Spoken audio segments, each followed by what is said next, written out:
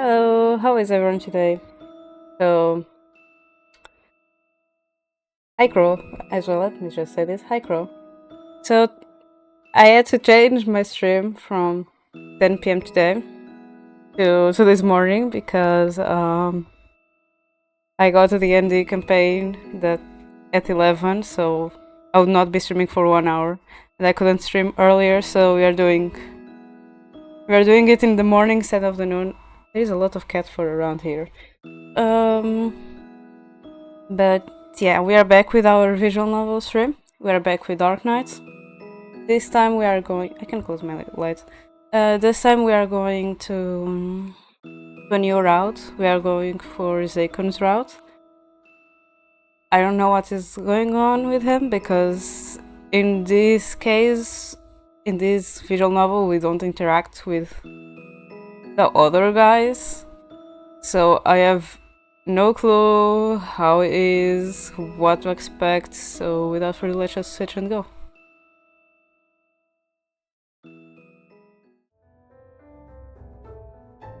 Maybe I should also do something because music literally lasts a lot.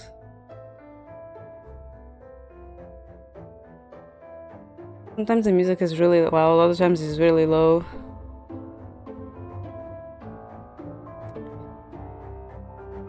So we got everything in Kratos and now we are going for this guy. That when I was seeing which were possible guys, and I said this yesterday, Zeikun felt like a guy that Nomi would pick. And when I showed, she was like, yeah, that one.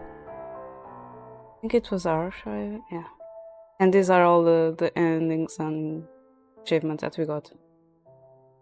So let's go back to main menu and just start a new one. And I have to put my name every single time.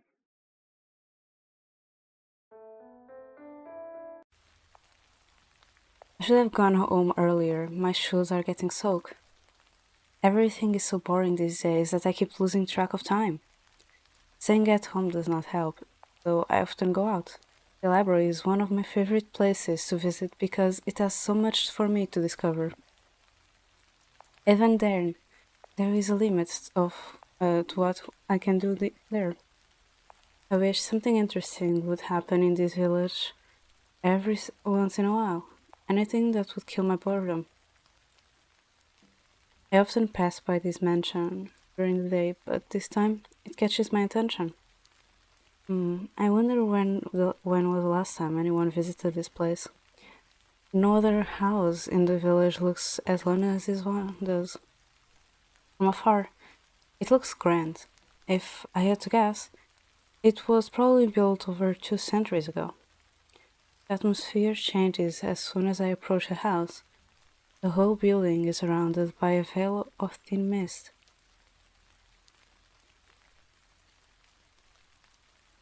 All the plants in the garden have been taken over by the weeds. Behind the trees, I notice an empty fountain with a fairy statue in the middle. Its expression makes the environment even more depressing. No matter how you look at it, this place has an incredible mysterious aura. There is something new to discover in each gaze around the premise. Some of the windows are broken, and the door is locked with heavy chains. My feet start to get cold, drawing my attention to my wet socks. I'll have to come back another time if I want to explore. As I am about to turn around, I see a shadow move behind the windows. I try to focus on it, but it is already gone. It is as if nothing ever happened. Huh? Was that a person? Or was it my imagination? I continue staring at the windows, but nothing else happens. Even though that was strange, I am more curious than freaked out. Anyway, I don't want to stay in the rain any longer than necessary. My mind is clouded by thoughts of the mansion. Class starts soon. The first hour is history, my least favorite. It does not take long for me to doze off. I'll just take a short nap until class is over.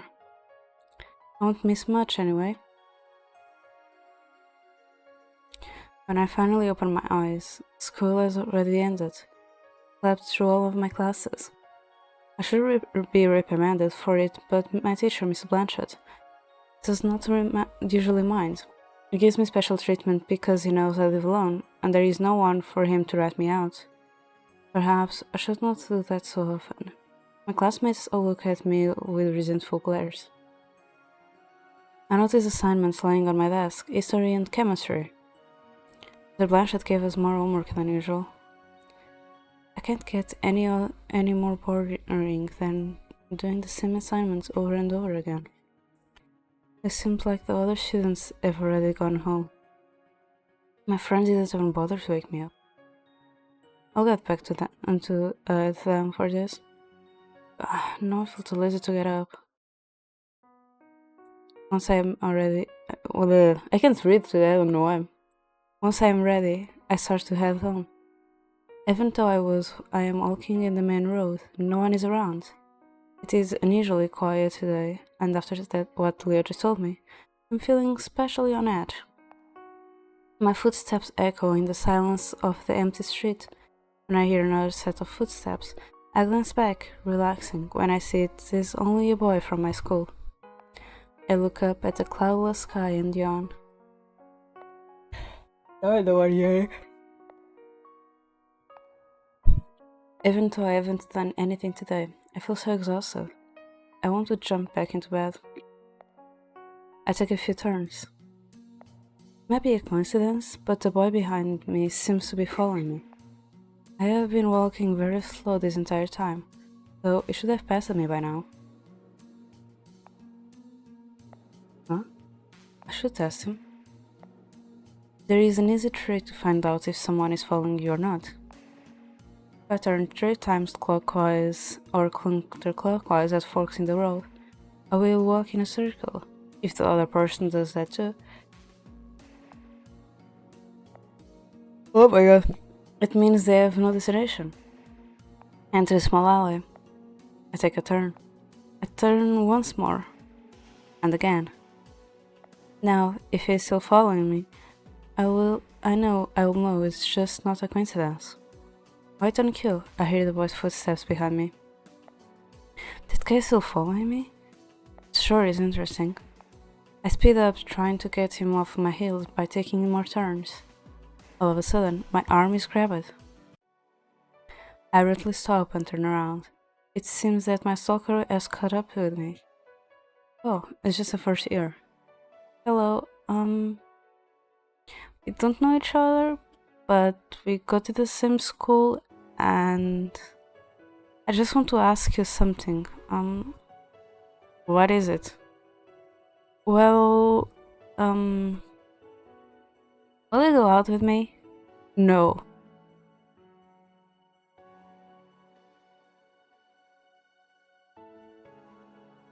Time to save. To break the ice, I said... My answer is still no. Now let me go. Please? The boy keeps holding onto me, even when I try to pull myself free. Frustrated, I violently tug my arm away. This guy's attitude is really creeping me out. All the more reason to refuse him. He doesn't seem to know when to give up. What a brat. Sorry, forget what I said. Give me another chance. Let's start out as friends and get to know each other better. The boy grabs my other arm and pulls me closer. He is getting more forceful as he tries to keep our conversation going. Without warning, I knee him in the stomach. He yelps and doubles over, finally letting me go. Ow! Ow! Don't make me repeat myself. I'm sorry, please give me another chance. Is he a masochist? Reaches towards me again, but I step aside and grab his arm first. Skillfully, I seize his other arm and I fold them both behind his back. When I speak again, my voice is stern. Try that again, and you won't live to regret it. Huh? I never expected a small girl like you to be so strong. I never. Oh, no, wait, I see. I mean, yes, ma'am. If you understand, then go. With a sight, I release the boy and watch as he runs away. I hear him mumble something inaudible before he disappears down another street. The first years are always so troublesome. He called me a small girl, even though he was small himself. People like him will always stay persistent unless I'm clear with them.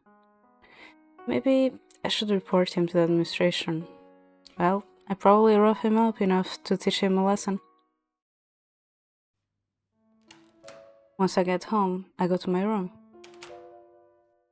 I put my bag on my desk and drop down onto my bed. Oh my god, I can't read. As usual, the silence of my house is so heavy, I can feel it making my shoulders sag.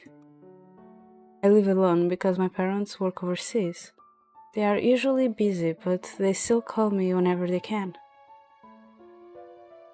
It's not like I miss them, but it is boring to always be alone. I used to have many hobbies, but as soon as I grew up, they started to feel pointless. At some point, they all become repetitive. I do not want to spend my life in an endless cycle in the same routine, as if I am not doing that right now.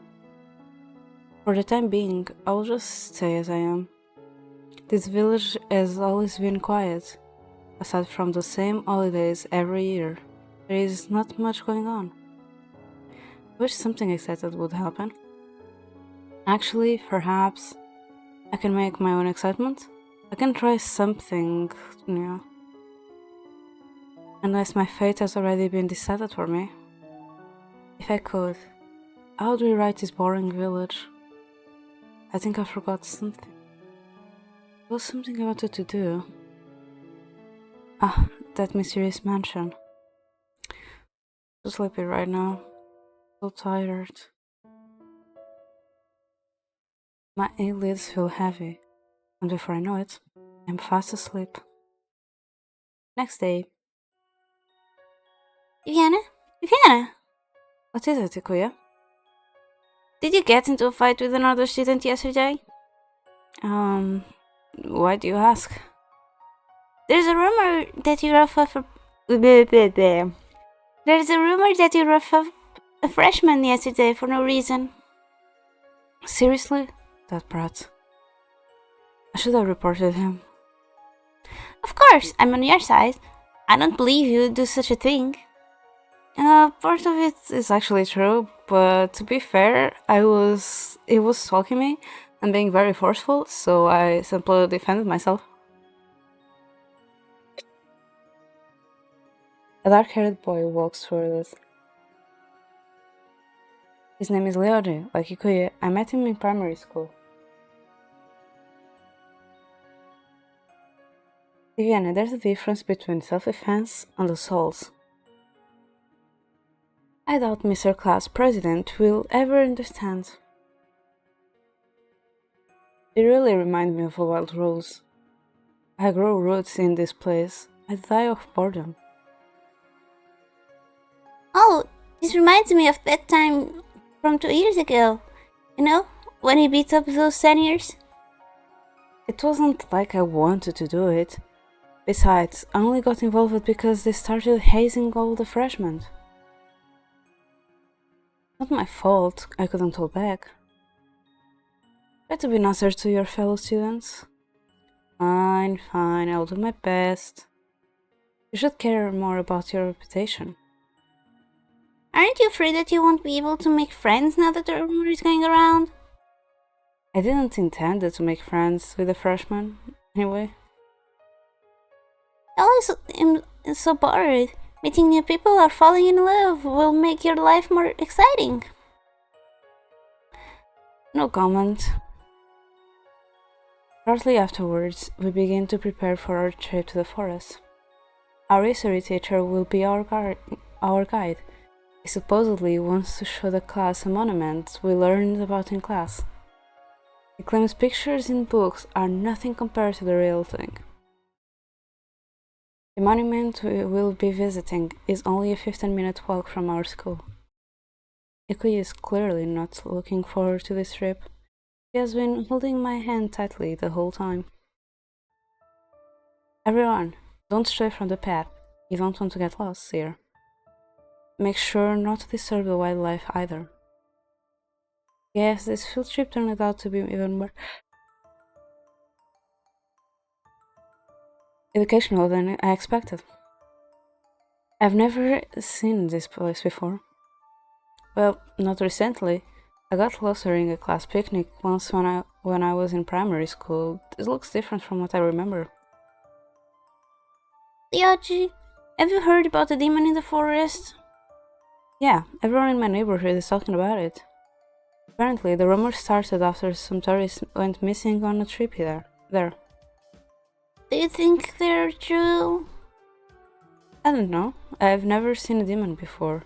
Don't they only exist in legends? They say there's a truth behind every legend. This village has many tales, but I doubt they're all true. If it's true, I hope our little demon friend doesn't eat people. Even if it does, it wouldn't eat you. It tastes too bad. Ikuya punched Lyoje. Ow! I was just kidding. Ikuya giggles at his reaction. Why is it the school taking us to a forest where a man-eating demon freely roams around? Anyway. The teachers don't believe the rumors. They think it's just the media stunt. And I know this because my dad told me. I guess we'll have to see what happens. There is one thing I would like to warn you about. What is it? It's not public information yet, but recently a few villagers went missing in the middle of the night. No trace of them has been found, as if they just vanished. Oh my goodness! For real? I sure won't be walking around alone again. If we're head in the same direction, I can walk you home. You could also ask your brother to pick you up. My brother? No, not him. Why? He's from the elite class. He stands out too much. Well, if all eyes are on you, no one's going to ask to make a move. But being picked up like a kindergartner? Sorry, but... Anyway, even though this news hasn't been officially released yet, you two should be more careful. I don't want my friends to get hurt. I'll be fine. Anyway, did we ask Mr. Blanchett about that demon rumor? Don't mention that, you're ruining the mood. Let me ask him. We eavesdrop on Lyoje's conversation. Excuse me, Mr. Blanchett. Do you know anything about the demon rumors? Oh, Lyoje, well... The teacher lets out a sigh and scratches the top of his head. You don't believe in them, do you? Not in the slightest. This forest is home to many different species of animals. Some silly people probably mistook one for a demon. Besides, there is no proof of their existence. The legends about this forest were just stories made up to scare little children. What about the missing tourists? Would you call their disappearance a coincidence? I don't think they disappeared. It is very easy to get lost in the forest without a map or guide. That's what probably happened to them. A rescue team will find them soon. Just stay with the group and you won't have anything to worry about. I see. What did Mr. Blanchett say? He believes it's all made up. I don't believe a thing about this demon. Still, the rumors have piqued my curiosity. There's at least a grain of truth to every story. Something must have caused the villagers to feel restless. Hey, what do you guys think about doing a little expedition of our own? Oh, it's not Ikuya. That sounds interesting. What? Those missing tourists? What if you get lost too? Don't worry, I have a map, and we can always signal for help with the torch. Really? You'll set the forest on fire with that? Why would you even have one of those? This isn't the Middle Ages. Just kidding, I've got a phone with me. You don't even get the signal out here? Mr. Blanchett will... Don't worry, Koya. I'm sure everything will go smoothly. If anything does happen, you can blame it on me. Yeah, sure, but that doesn't guarantee our safety. Stop overthinking it. What are the chances of anything bad happening? It will just a little walk in the park. I didn't read. It'll be just like a little walk in the park. The worst thing that could happen to us is getting lost. Oh my god, I'm gonna go. Of course it'd be the worst. Don't tell me you're planning on it for it to happen.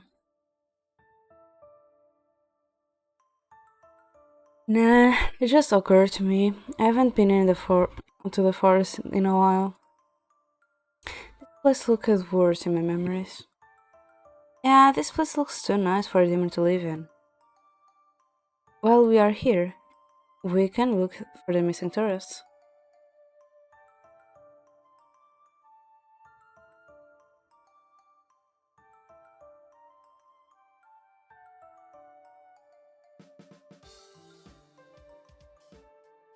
Well, I'm up for it. Come with us, Ikoya, it will be fun.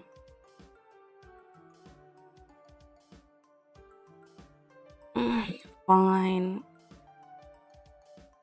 Everyone gather together and let's go. The students line up in small groups. The teacher makes sure everyone is present before moving on. Psst, when do we sneak out? Let's head to the back of the line. He won't be able to see us there. As the group follows the path, we go to the other way. A few minutes later, we end up at a fork in the path. Look, a crossroad. Which path should we take? According to the map, the right path goes further into the forest, while the left one leads to a waterfall. Let's go to the waterfall. I don't think there is anything of interest among more trees anyway. Why am I yawning so much? Before I start streaming, I was totally fine. Why am I yawning so much? Excited, Lyoji skips ahead. After a few minutes of walking, we reach the waterfall. A large shimmering lake ringing by lily pads rests at the bottom of it.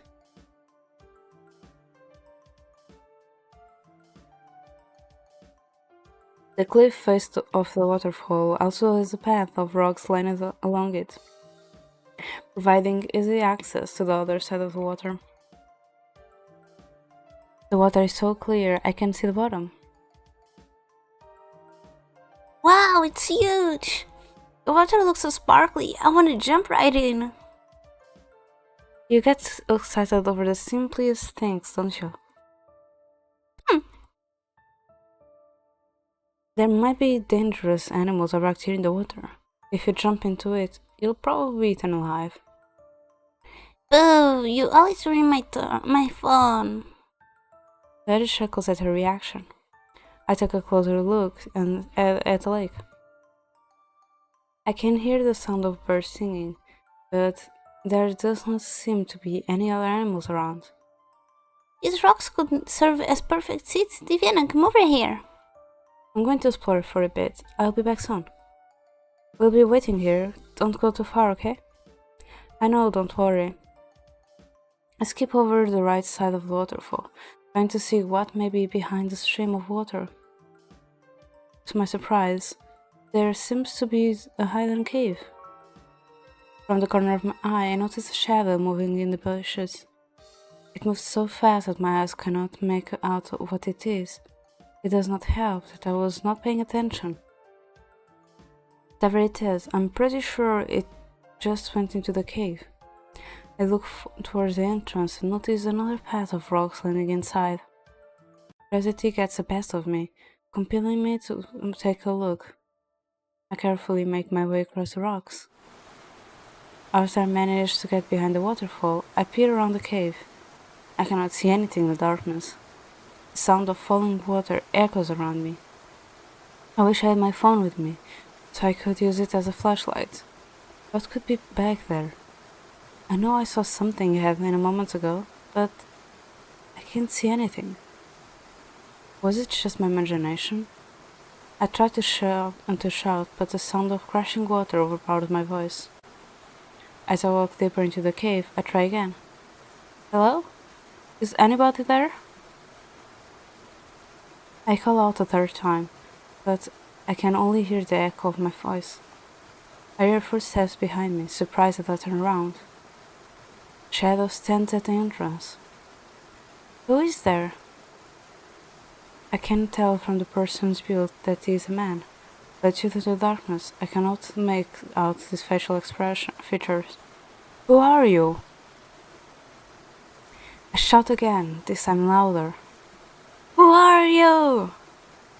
Stop yelling, I'm not deaf. The man suddenly starts walking towards me, surprised by his movement. I step back. I slip on the wet uneven surface and fall flat on the ground. Ouch! The hand reaches to me, and I am surprised by the man's kindness. And this is the guy we are going after. Light splendidly filters through the waterfall, and I can finally see his face. Are you hurt? No, I'm okay. I take his hand and pull myself up. He gazes at me with his narrow violet eyes, but I am more drawn to the long crimson hair he has tied into a loose braid. The man's delicate facial features contrast with his muscular torso and wide shoulders. He is wearing odd, traditional clothing, and in particular, the collar around his neck raises a lot of questions. I have never encountered anyone like him in the village. You're disturbing my peace with your shouting. That was so blunt and rude. You didn't answer me.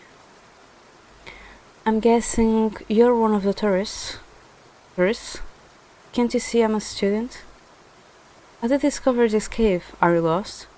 No, I wanted to follow the path outside and never come back. This is private property. Wait, who are you? And what are you doing here? What did you know about the tourists? And don't ask so many questions at once. Don't just cut me off, answer me. Never mind that, go back to your group already. But the man roughly grabs me by the wrist and pulls me back to the cave entrance. Hey! Stay away from this place. The man forcibly pushes me out of the cave. I turn around to complain, but he's already gone. He disappeared as mysteriously as he appeared. What a rude guy. It's not like he owns the cave or anything. This reminds me of how I treated a first-year kid. At least I gave him a chance to explain. This person was just... If no one is allowed to go in there, then what about the crimson-haired man? He seemed to know about the tourists too. After letting out a heavy sigh, I hop back across the rocks to Lyoji's Nikuria. Hey, Diviana, back already? Did you find... Oh, that's the Lyoji, not Nikuria, oh my god. Hey, Diviana, back already? Did you find anything interesting? Nope. Met a weird guy, but it doesn't seem worth mentioning. Nikuria or Lyoji? Maybe demons don't live here after all. Jeez, Ikuya, have you given up already? Of course a demon won't show itself so easily. We should keep looking around. Nah, I'm tired. Let's go back to the group before Mr. Blanchett notices we're gone. Did Mr. Blanchett ever talk about this forest during the history class? I can't remember. That's because you're always asleep during history class. That's not true. I do pay attention. Sometimes. My friend chuckled. It has been a long day. My feet hurt from all the walking. I'm still curious about what secrets the forest has. Crimson-haired guy in particular bothers me. It wasn't dressed like a tourist guide, not that I have heard about any tours in the forest. Digging into it makes me more confused. Perhaps I should stop here. Like you said, it's none of my business. There is no use fretting over it. Even as one mystery fades, however, another one appears. The abandoned house from yesterday pops into my mind. I did plan on going there again, and it does not seem to be raining right now.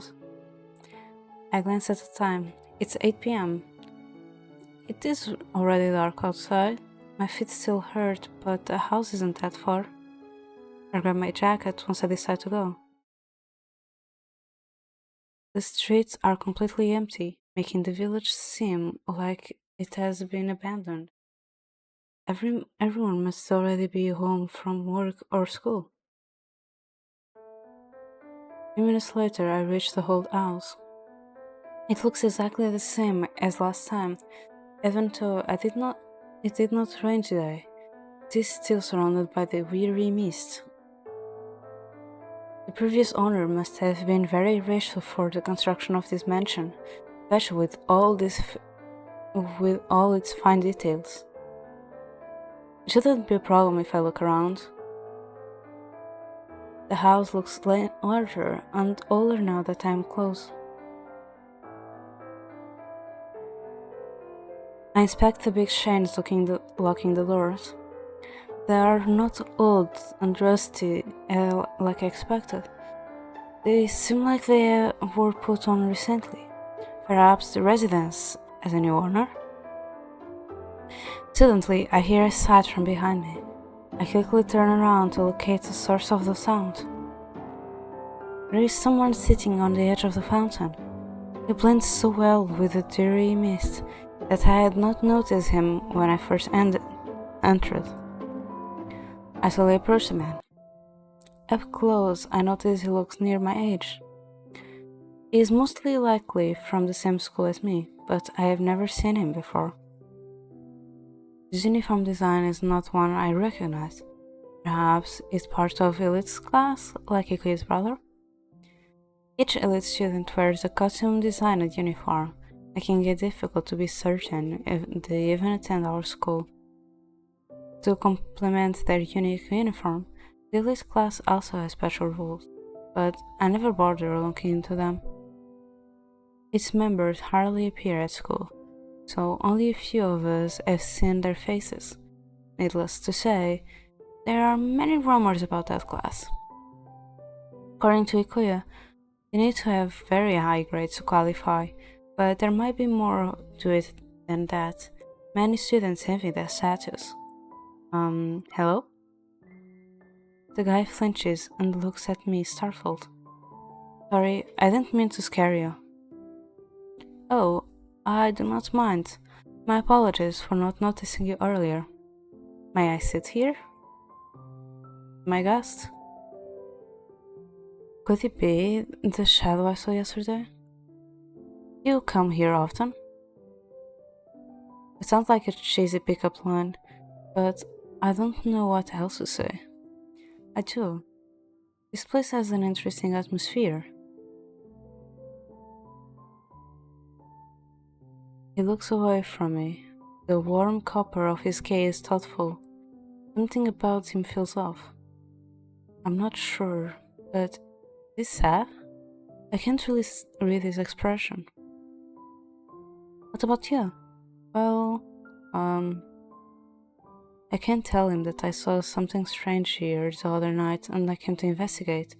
It sounds weird. I never noticed how interesting this place was before, so I thought I'd come take a closer look. At this hour? I'm going for a walk at night. Ah, likewise.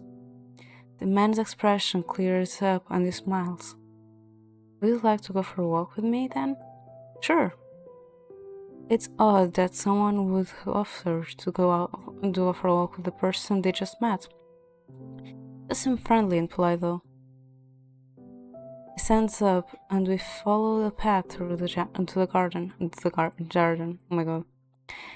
And like the rest of the garden, this path is not covered with weeds. The ground is even and well trod. As we walk, he points out the statues hidden away by unusual shrubs and flowers I have not seen before. He does it so naturally, as if he owns this place. The moonlight and scary sky illuminate the view, which makes it even more beautiful.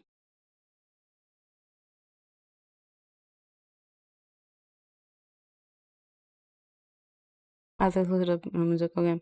Never expected to find beauty in an abandoned place like this. The man smiles mysteriously at my comment. You seem to know a lot about this mansion. I know I would be happy to answer any questions you have. You know who put the chains on the doors?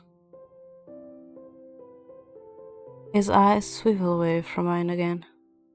The man hesitates to speak. I seem to have found my answer. I do not know about it. I guess he doesn't want to say. He looks flustered. Maybe I shouldn't push any further right now. It's getting late. I should go home. Have a good night. As I head back to the front yard, I realize that I have not asked the man's name.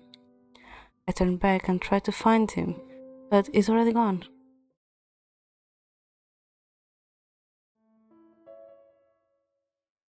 The weekend finally arrives. In the morning, I make myself breakfast and sit on the couch. While chewing on some toast, I open the newspaper. I do not have any real leads I do not have any real leads for the disappearance yet, but I have to catch up with the news. It is full of the usual advertisements.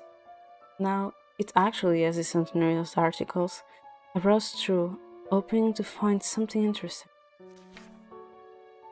My eyes stop at a page with numerous sketches.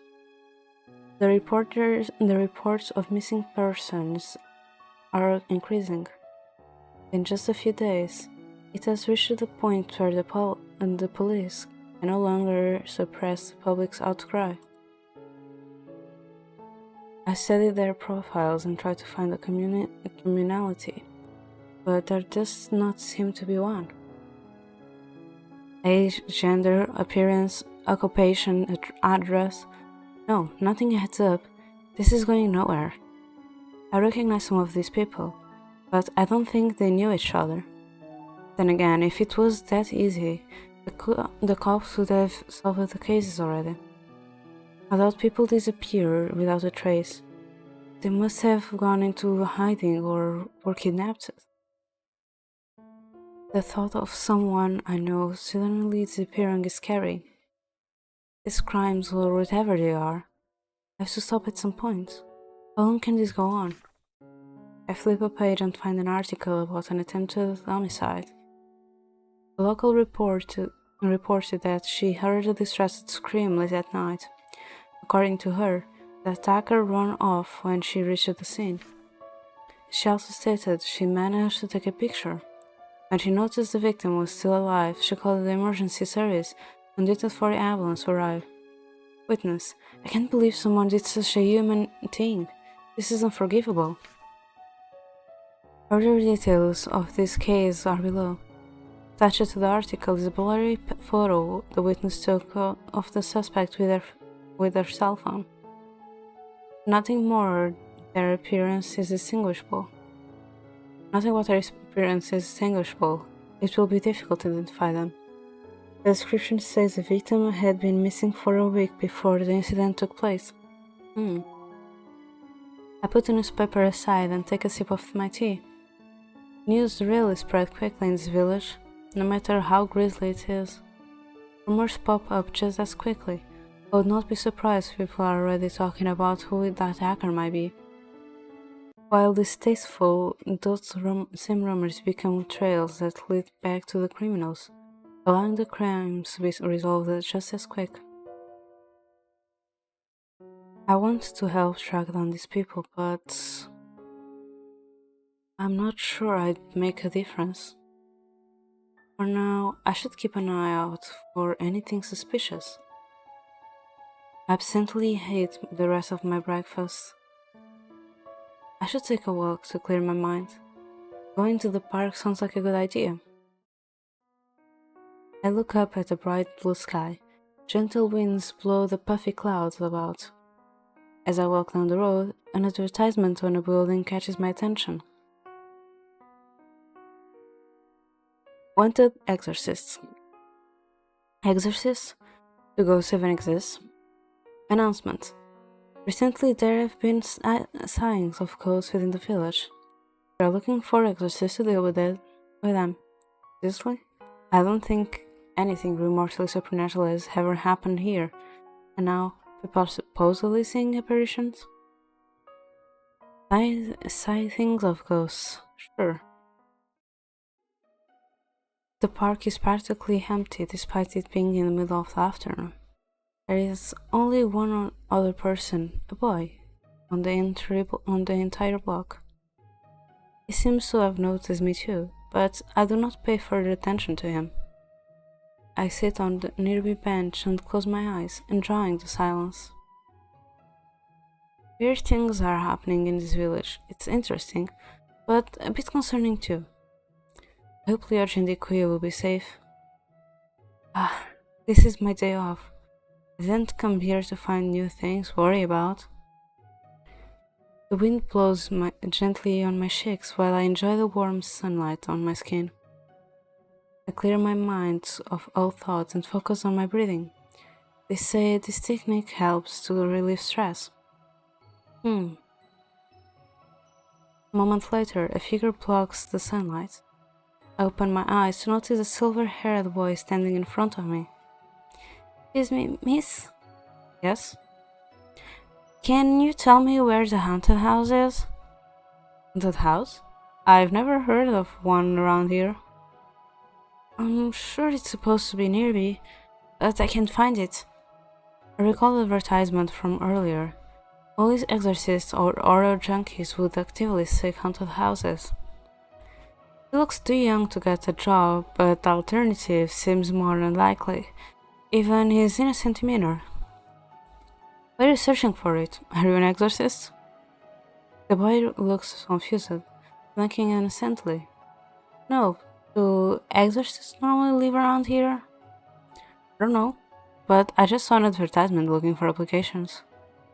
The boy purses his lips, his expression flustered. Something wrong? I must find the haunted house.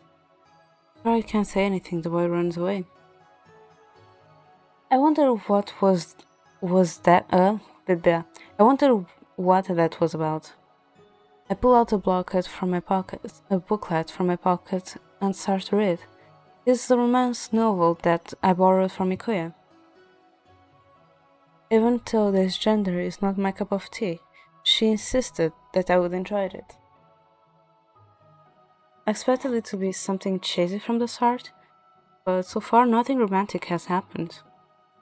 The story feels more like a slice of life piece. Perhaps that is why Ikuya recommended it. Suddenly the sky becomes cloudy. Is it going to rain again already? Time to go home then.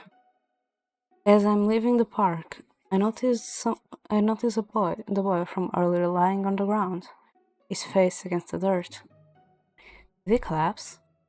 Quickly, I go to him and kneel down. Hey, are you okay? What happened? I don't have much time. What do you mean? The boy passes out before he can reply. Hey, don't pass out here.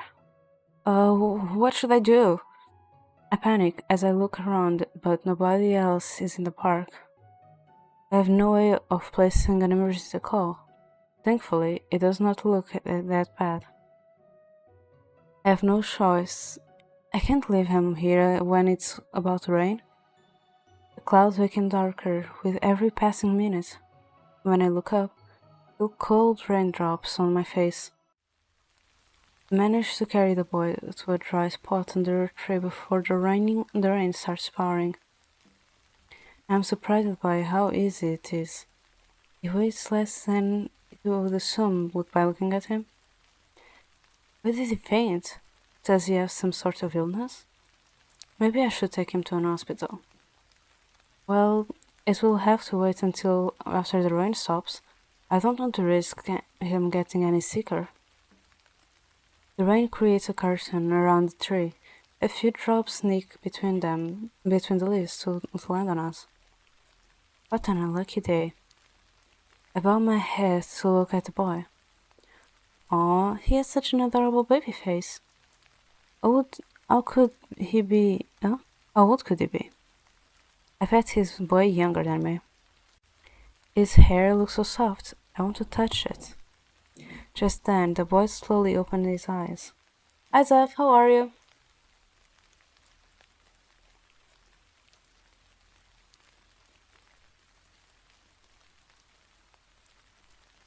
Good morning. Did you have fun yesterday on your stream?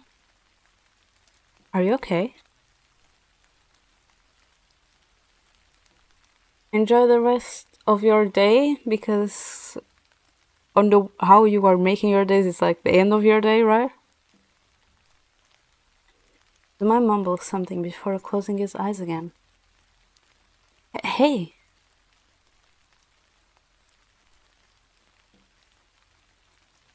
Enjoy the rest of your day. I hope you ate. I hope you have a good sleep when you go to sleep. Worried, I gently shake his shoulder to wake him up. Hi Viet, how are you? Have fun gaming.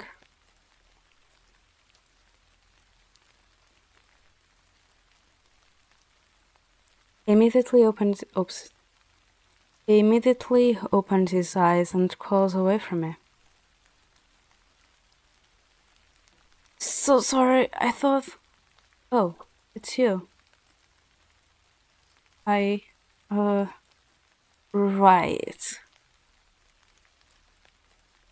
Rubbing the back of his neck, he looks away, embarrassed. He's another one, but it's kind of cute.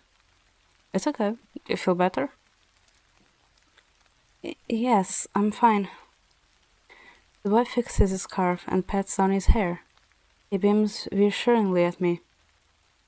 The boy looks up at the grey sky, surprised by what he sees. It is raining. I could have sworn it was sunny earlier. The downpour started right after he passed out. Oh, right. Thanks for taking care of me. He turns toward me and gives me a warm smile. Let's wait here until it stops raining. Are you really okay? I got worried when when I saw you on the ground. I thought something happened to you. Oh, it's not a big deal. I'm just a little tired. It's nothing to worry about. Passing out from exhaustion is very serious. We should get you to a doctor. No. I feel a lot better now. He shakes his head and politely waves around his arms, as if to prove that he is okay. I raise a brow. I suspect he's afraid of doctors. Even so, I cannot force him to go anywhere. What is your name? Sashiro. Nice to meet you, Sashiro. You can call me Diviana. You mentioned a haunted house before. Can you tell me more about it? It's just a regular place, but people say it is haunted for some reason. Wouldn't you normally try to stay away from a place like that? It's just... I have lost something important there. Which means you have been there before. Yeah, but I don't remember much. Can you tell me what you've lost? Just something important to me. Ashiro? Yes? Before he passed out, he said something like, I don't have much time. What do you mean? I did? Yeah? Ashiro scratched his head. I just need to find my something quickly. I see. We sit side by side and watch the rain. I glance over at the boy. I do not know what happened, but it looks less pale than before. He seems to be enjoying the sight before us. Before long, the weather clears up and the rain slowly stops. I hope you take care of yourself. I'm going home. I will. Perhaps I can help you look for the haunted house later? That'd be really nice of you. I come here a lot if you ever want to meet up. Okay, maybe I'll see you later then. See you. I look at the pile. Oops, why I'm skipping? I look at the pile of books on my desk. There is still plenty of homework to do, and whether I like it or not, I have to finish it. This is getting difficult. Perhaps I should pay attention in Mr. Blanchett's class. The last few days have been hectic with all the strangers I have run into, but I'm glad I made a new friend. Hmm. Ugh. How can I work like this? I try to focus on the textbook, but my mind keeps wandering. The man by the old house, the guy in the cave, the Otashira from the park. Even though I only spoke with them for a short time, they have piqued my curiosity. Give up. I want to find out what is going on in the village. I wonder what Leorgi up to. Maybe I should call him. I dial his number, but the call goes to his voicemail. Guess that he's still busy with his after-school activities. I could call Ikuya and tell her what happened, but it will only get her worked up, so I brush the idea aside. I throw myself on my bed and close my eyes. This feels a lot better. A month later, I hear knocking on my window. Annoyed, I get up and check the source of the noise. I find myself being waved at. What? Let me in! Who the hell are you, and what are you doing here? Hurry! Get down first! Just let me in! What's wrong with this guy? He escalated my house. Seriously, how can a stranger expect me to let him into my room through the window? He must be the worst burglar ever, but I'm not stupid enough to fall for such an obvious trap. I ignore him and lay back down to my bed. It is common sense not to let strangers in your house. The knocking stops after a moment. It seems like he has finally given up. Silently, I go back to my bed.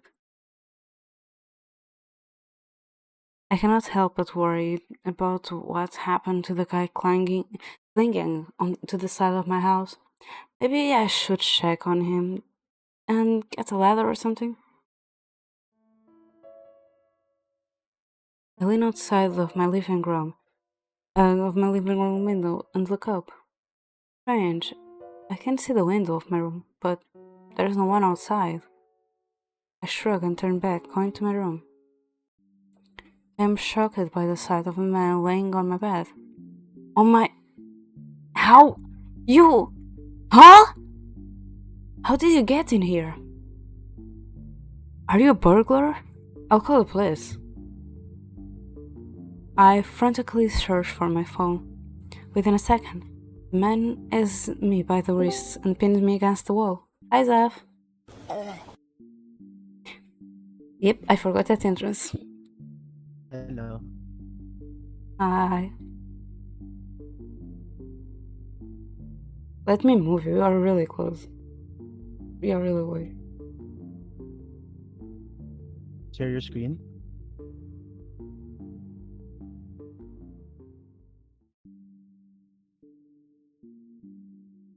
Sorry. Bless you. Bless you again. No, it's my voice. My throat.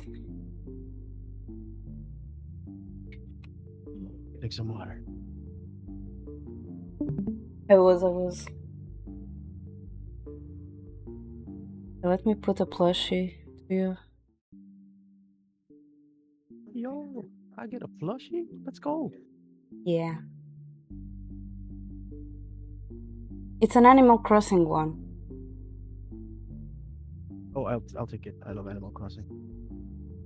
I don't have all the NPCs, but I have some.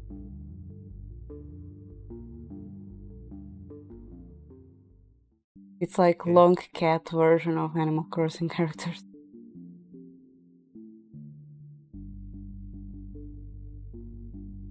On your side.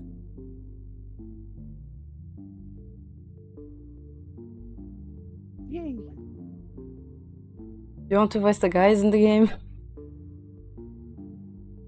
Yeah, give me this one. I need to practice for the audition. Good luck. Within a second, the man has me by the wrists and pins me against a wall. We don't know the name Wait, of the guy yet, you- so. Standing. That's fair. What? I desperately scream around, trying to break his hold on me. The stranger lowers his head and looked me in the eyes. Also, I love this guy. This was the first guy I did the route. I loved it. It was so funny. Oh, calm down. Let me explain. Let me go, you creep. As if I'm going to listen to anything you say. I prepare to kick him, but he releases me and backs away. How did you get into my house? There was an open window in the other room. I have to be more careful. Can I stay here? Sudden request makes me speechless. What? That came out of nowhere. Are you joking? I'm serious. His expression changes instantly, earnest and almost somber. I have never met anyone who switches moods this quickly. No way! I don't even know you. And you attacked me. Maybe not, but I know you. And anyway, I wasn't trying to hurt you. He sighs and shakes his head. I don't remember meeting this guy. Wait, could it be? No, never mind. Get out of my room, you creepy stalker. I've been demoted to a stalker now? Either way, you're a pervert. A burglar, a stalker, and a pervert? That really stings, you know? I grab the closest thing to me, the book, and hurl it at him. Get out of here! Go away! Wait, I wasn't finished. Get out now! He dodges my next projectile before slinking towards the window. Calm down. No need to be aggressive. First, he broke into my house, and then he assaulted me. Now you ask me if you can stay here? My answer is obvious. There's nothing wrong with asking, right? What the? The man lets out a heavy sigh. Fine. If you don't want me to stay, then. Let me just increase a little bit your volume. Because, like, I don't know what is happening, but somehow my audio got connected to my mic, so sometimes people heard them double or whatever I'm hearing. So I try to fix it by like decreasing the volume, but that doesn't help. So yeah. Oh, that's weird. I was struggling with it yesterday with Nomi and I just gave up. Because like I entered the call with Nomi and she was listening to me listening to Ari's stream. Oh, okay. Wow. Yeah, I don't know. Inception. Like I don't know how. Even if I remove like all the audio from my headphones, my mic still picks it up. And if I change my mic to like the one I'm using on stream, that is like a different mic, it's not connected to my headphones, it still picks up what I'm hearing. Like since it's got updated, my audio and my mic are connected somehow. Solstice has that issue before. I'm gonna ask him what causes that. Maybe it can help. Yeah, I'll ask him later. like everything was fine to me until Discord update and then decide to do that. I see. I don't know if it was Discord, but Solstice has like the exact the same issue, and he did something on his end. I don't know to fix it. I'll ask him. Okay, thank you. I Okay. just remind because I was like, wait, why is Zeph so low? I don't remember Zeph being that low, and I'm like, oh yeah, last week I did this trying to solve a problem that I can't solve the problem. Oh no. It gives me a sad glance before jumping out of the window. Oh my lord! I didn't say you had to jump out! I rushed to the window only to find the weird smirking at me around from the ground. Oh, you do care about me. You jerk! Don't you dare come here again! Who knows what the future holds? Well, see you later. My eyes follow the figure as it walks through the streets out of sight. I'm relieved that he did not steal anything, though my heart is still racing from the shock. It's the first time I've met such a oddball. These days are getting weird and weirder. He didn't seem all that dangerous, though. Left easily enough to. Wait a second, something is off. Why go through such lengths just to ask me if I could stay here? I know it's easy to climb to the landing, but this is just odd. I wonder what his intentions were. I shake my head and sigh. More questions bubble up as I think. Calm down, Davina. You shouldn't dwell on this. The weekend passes quickly, and I'm back at school on Monday. My mind is filled with flashbacks from the past few days. I meet a suspicious forest dweller, a mysterious gentleman, and a frail younger boy. Not to mention that weirdo who snuck into my house. I cannot help but find such odd, suspicious people interesting.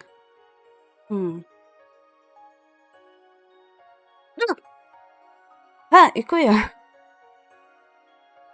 I called out to you a few times, silly. Were you asleep?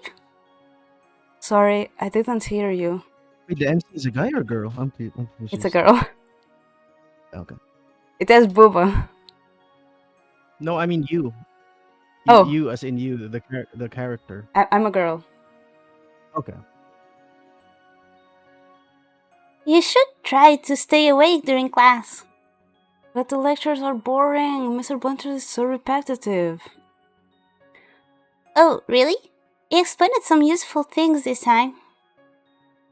Like what? Nope. You should have listened. Anyway, do you have any plans for the day? Well, I'm thinking about scooping out of mansion. Oh, tell me more. You know the road to the library? Of course. What about it? There's a creepy old mansion in that neighborhood. It never struck me before, but don't you think it's strange that it's been abandoned for so long? Nobody thought of revamping or demolishing it, even when it's empty. That's a good point. I've heard a few rumors about the place before, but I haven't looked into them much. It was only because of that shadow I saw that really has me intrigued. That old mansion is part of the many legends in this village. Oh my god, I can't read. That old mansion is part of the many legends of this village. All I know is that it used to belong to the Kanjiri family. I don't even think anyone owns it right now. I could have sworn I heard something else during history class. Hehehe. Totally interested in history, huh? I probably shouldn't have involved Iko in this further. I know she hates haunted places, and given the atmosphere, she wouldn't enjoy it very much. Did you hear about the murder the teachers keep gossiping about? They say the suspect is likely someone who moved into the village not too long ago. They didn't say why, though. I think they're wrong, though. Everyone always uses new residents as a scapegoat. Don't they think that's too unfair?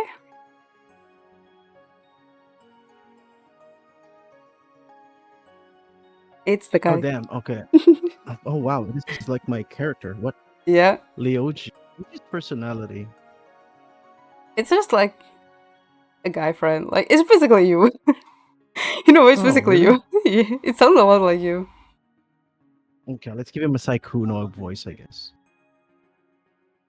I don't think so. It narrows down to the list of possible suspects. Hi, Leoji. It makes sense, because no one knows the newcomers very well. They're naturally the most suspicious for now. We are a small community, so it's easy to tell when things change. You can't see what lies below the surface. The Archie's method does narrow down possible suspects, but I don't agree with using new residents as scapegoats. I'm helping my dad with this case. He asked me to collect all list of people who moved into the village within the last 6 months. Also, his father is a cop. Oh, okay.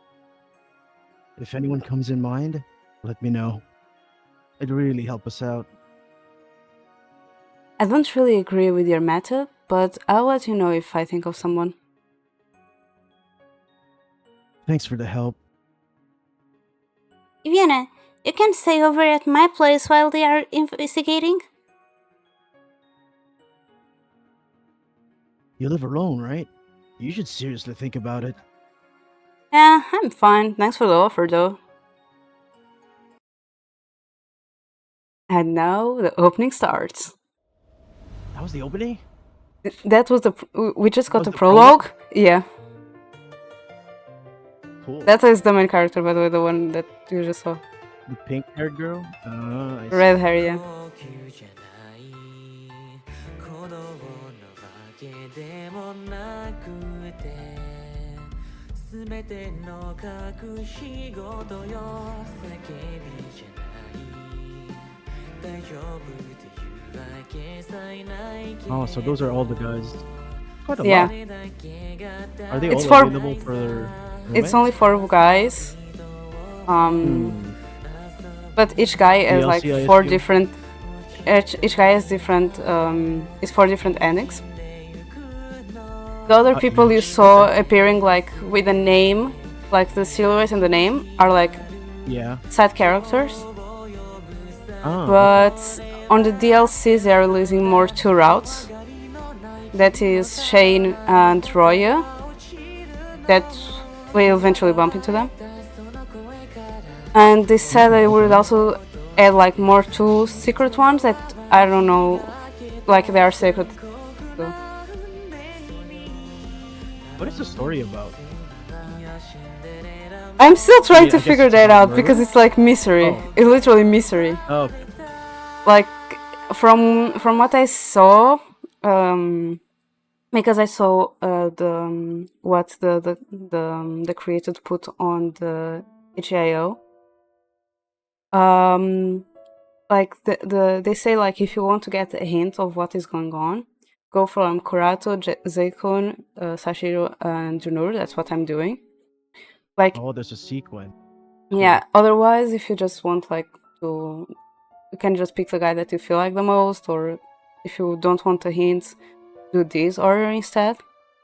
So I feel like Yeah, Junur that is the makes one who's like literally going to answer us, who like what the hell is going on in the village? Because from Kurato's route, because I already did all the endings in him.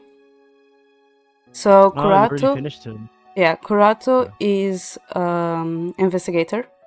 He's with the police, but he's on the supernatural side with Shane. They both hunt the supernatural. That Oh, is so it's causing okay. problems in the village. Sci-fi as well. Roya somehow is related to that. I don't really know what is going on with Roya because we don't get that much information, but Roya is like a big key with what is happening in the village related to the supernatural, because it's also related to a lot of murders and people disappearance. And this pleading to die, which is like to be killed or by us or by Kurato, it says that either of us killing is like, it's good. It wants to either of us killing him. It doesn't want Shane to kill because Shane is like considered like a hunter of the supernatural. So like Roy really fears Shane, and depending on what you pick, you can shoot Roy on the leg, and then Shane is the one who kills it. Oh dang! Okay, that Kurato can be the one who kills it by just trying to do like self-defense, or Shane can be the one killing it, trying to save you and Kurato. So Roy ends up dying on Kurato's route. break. Yeah, we know that Kurato is actually from the past, as Roy as well. They are from the 18th century. Travel too? Yeah, they are from the 18th century. That somehow Roy kind of got involved with the supernatural. That's why he can live that long, while Kurato got accidentally sent in time to the future, while also getting cursed. You saw the angel figure that appeared in the end? The angel girl? Yeah, I didn't know who she was, and then when Kurato tells us about his past, we found out that she killed one of the guys that we get friends with, making that guy turn into a Shinigami when he died. Oh, cool. Okay.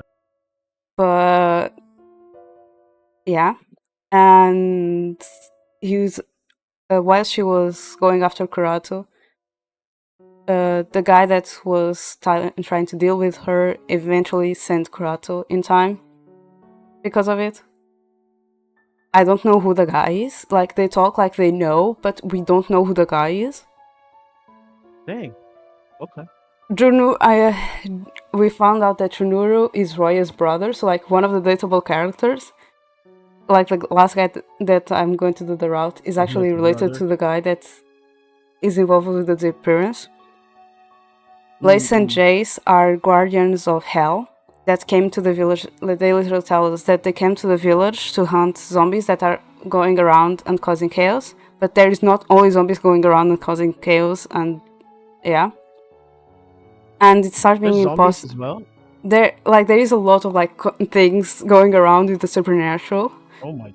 Everything related to each other somehow, because like Kurato's curse gets worse as the situation of the village gets worse, but at the same time, Kurato's curse is related to why things are going wrong in the village, and we really don't, and we don't know exactly what is going on. We just know that Razumi made him open a box that was what cursed him. And Razumi is like the angel girl; she's evil. Roya basically what's causing all of this is the curse. Roya needs help because somehow he's able to kill a teacher when he was 7 years old. Like the teacher was trying to kill him, and he ended up being the one killing the teacher.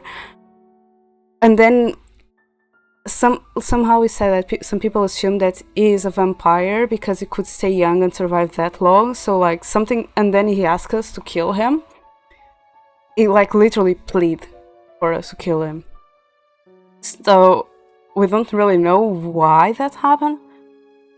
Tenchi was just like a 7-year-old boy that got killed, and then he became Kaishi. That while during the day he looks like a 14-year-old kid, even though he said multiple times that he's our senpai. Oh, yeah. Yeah, while during the night you can see like he is not a kid. It doesn't look like a kid, and he's actually Shinigami. So there is a lot going on.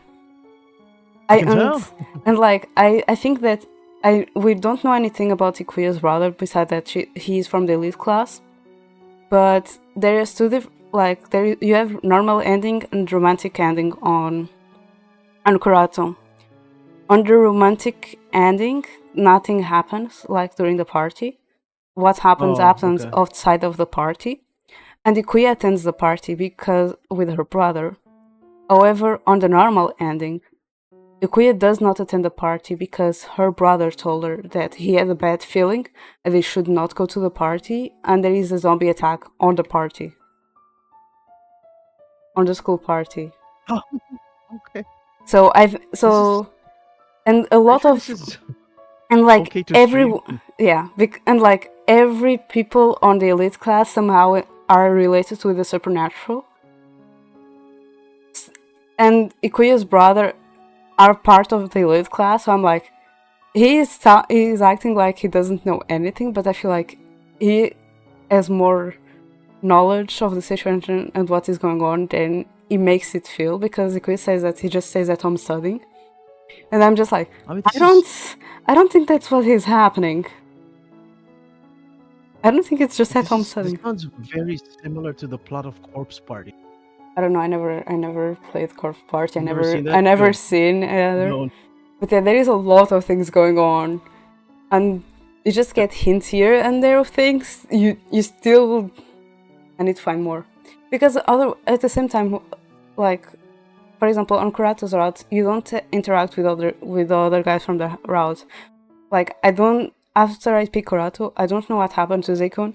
I don't know anything about Sashiro. The only thing I know about Junuru is that he's the brother of Roya, because we find out Kurato's past. And since Roy is part of Kurato's past, we find out that Junuru is also part of Kurato's past, and Junuru is like the good guy, while Roy is portrayed as the bad guy. But beside that, we have nothing more about like the other guys. So yeah, it's still a mystery. Still need to find. Yeah, there is a lot of things going on. I want to know. Yeah, this is like Corpse Party, but remove the gore.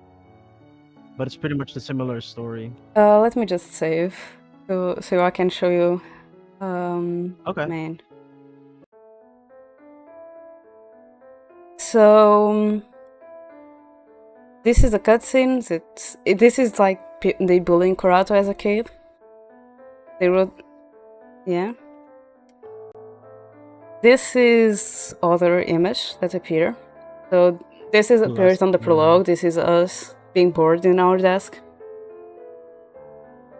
Roy invading our house in the middle of the night, trying to use us as a bait for Kurato, because Roy wants to talk with Kurato about something. Okay. Roy again, when this was when already like Kurato gets home after Roy invades our home, and is like, I'm taking her, and just goes with us, and this is us kicking him and trying to like hold us like, you better stay quiet or I'm tying you up. Because we are trying to fight back, because we fight back. This is Blaze, because Blaze has like powers, and we are just staring at him. Like, Blaze is during this time is like, okay, if you don't know what is happening on the truth, I'm going to show you to you. And on this scene, we just stare so much into Blaze that somehow we go back in time to like the prologue. Oh, that's cool. This is like what happens to one of the endings on Kurato.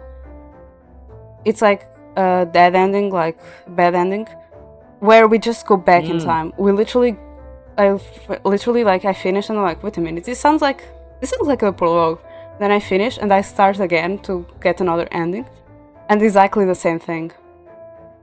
To the point where on the archive, where is it? We got this achievement, starting over for some reason. So like one of my theories is like we have some power of like maybe rewriting stuff, because like it all started with us saying like, we are bored, we wish something happened in this village, and out of nowhere we meet like the guys that are involved with the supernatural and end up being involved with the supernatural. Yeah. So I'm like, do we have some power that we don't know? Are we responsible for everything that's happening? Because we go back in time. And Blaze is trying to show us what happened. So Blaze is like literally trying to go with us back in time to show us what happened. And by just us staring at Blaze, we are the ones sent back in time without like remembering what we were supposed to do. Oh, okay. So this is the image from Kurato's route. This is Kurato showing us a picture of him and his family. Oh, he has a family. Okay. It was like I just got separated from my parents. Basically, when he was 7-year-old, this guy, he got sent back from the 18th century to the like 2021, 21st century. Hmm. So that is him telling us like he got separated from his parents, and since when he was separated, he carried this picture with him. He still has it, even though, yeah, he kind of He ended time up being, traveled. yeah, and he kind of ended up being orphaned because of it. We found him sleeping on our couch. In one of the endings, he's fighting Blaze before that image that I showed of Blaze sending us back in time. Blaze is a guardian of hell, that's why the hand being claws. Cool. I like him already. This is after Roy gets killed.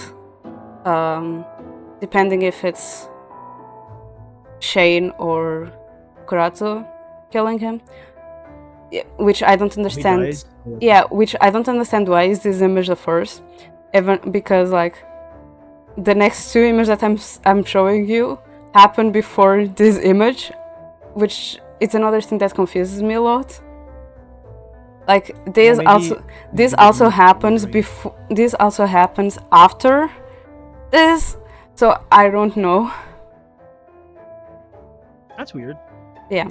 It's not in sequence. Yeah, it's not. That's why I'm also confused and like what is going on. So literally this is Kurato kissing us before going after Roy. Because like there is a hint that Roy might be like the problem after like because of the murder and disappearance. Hmm. This is Shane killing Roya. Yep. Oh shit. Yeah. This is after that scene with Blaze. After this, if we pick a good route and we end up going or for the normal ending or for the romantic ending, we end up pulling Kurato against the wall and kiss him. Because Kurato a lot of times before this is like going to confess to us, but stops because he's afraid. So we end up being like, we go like against the wall and kiss him, as I was confessing to him after that whole situation. Oh, okay. Oh, spicy. All right. Yeah, this one is like after what happened, Kurato gets into a bunny form that is his cursed form, and normally stays on that form to recover, like from any injuries, any like energy drain for like being exhausted and everything, and he stays on that form for a long time. And since he's cursed, is like involved with the supernatural, and Shane kills everything related to the supernatural. Doesn't matter if you're cursed or not. So technically Shane doesn't know that Kurato is also cursed. We are the ones who know. So for us to keep an eye on Kurato to see if he gets well or not, we put it on when he's on his bunny form, we put it in our bag and take it to school. And in our way from school to home, we found Shane. And during that time, we are holding Kurato on our jacket, inside our jacket, near our chest. So like we start being nervous. Oh well, damn. Okay. So like we start being nervous and our heartbeat starts to race. And Kurato is there and starts moving in our jacket, which just makes things worse because Shane is just like, have you seen Kurato? He's not at your house. And we're like, no, do you want to pass a message? And like, oh. And then Kurato starts moving and Shane just looks at our chest where Kurato is, and we're just like, where are you looking? And just run off. So when we arrive home, Kurato just jumps out and runs away, and then he's back into his human form.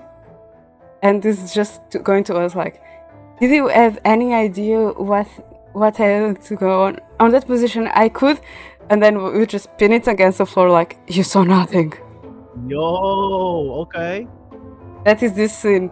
And it's like, I was saying that I could hear your heartbeat. I wasn't going to say anything. But since you are saying that, what about the situation right now? And it's just us pinning him against the floor, like like on top of him. So Yeah, I like can it turns see. his face to like a smirk, and we're just like, oops, okay, I forgot that. Then when Kurato tells us about his past, we found out that when he That's time Toronto? traveled, he traveled as a bunny Oh, because that's Grotto like on the black one. Okay, I thought it was a he had kid. been attacked and everything. So he time traveled as a bunny, and right That's after he time traveled, we bump into him and we help him out. Like we clean him, we give him water, we as a give him bunny. food. Yeah. Like we are Okay. the girl, and Kurato is a bunny on the arms of the girl. Oh, is that the MC girl? Okay. Yeah, that's why he meant like, I know you. Like we have known each other. Oh, oh no. Okay, okay, I get it. I get Yeah. it. Uh, That's After interesting. Okay. after that, on the normal ending, you have Kurato and Jace fight. We are there in the background. That is Jace, Blaze's brother, the blue guy that you saw earlier. They are twins. One is blue, the other is Oh, red. So they oh, fight cool. because Jace is like, you took my brother away, so now I'm gonna kill you because we weren't going to kill you, but now we were just going to send you back to your time. But seems like now we have to kill you because Jace is like, you know those characters that are like really like happy, but then are like a really dark side. That is Jace. Yeah. That is Jace. Oh, I thought it was. I thought it would be this guy. No, this is Kurato. It's Grotto. Jace. Is that Yeah, I one thought there? his personality would be like that. One else. Because Jace, when he approaches, is like really friendly of everyone. When he arrives, he's like very friendly. But as soon as Blaze is gone, because Blaze is like the moody, grumpy older brother. But as soon as Blaze is gone, because Kurato trapped him in like another dimension. As soon as he's gone, No. Jace is just like, I have no mercy. So yeah, this is them fighting and we being, and then when we can escape Jace, because Jace is using as an hostage for like to control Kurato. No. Oh. So when we can escape Jace, we're just like, just bring back Blaze. As soon as Blaze is back, he's going to leave you alone and we can make a deal with him. This is on the normal ending because on the romantic ending, this fight never happens. This is still on Kurato's past because we found out that when he went on a training part with a partner and two older investigators, it happened that his partner went missing on the forest, and the two senior investigators start fighting each other because one was helping the guy that just shot Kurato in this image, stealing the money from the police. And Kurato is back to report like that his partner is missing and ends up bumping into the guy stealing the funds of the police and gets shot. So then it gets turned into his bunny form. And because it turns to this bunny form, like there is a flash of light and he can escape without any problem. Escape to the forest and finds out that the evil senior investigator was able to kill both his partner and his colleague and put the blame Oh, on dang. him. So then he went missing on the forest for a long time to heal from the bullet.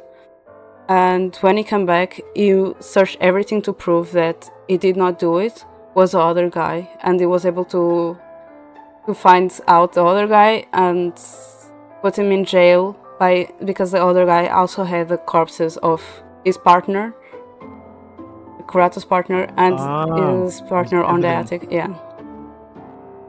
And this is like the romantic ending, literally the ending. We in school, Kurato there too, and yeah. Cool. Okay. So which one are you doing right now?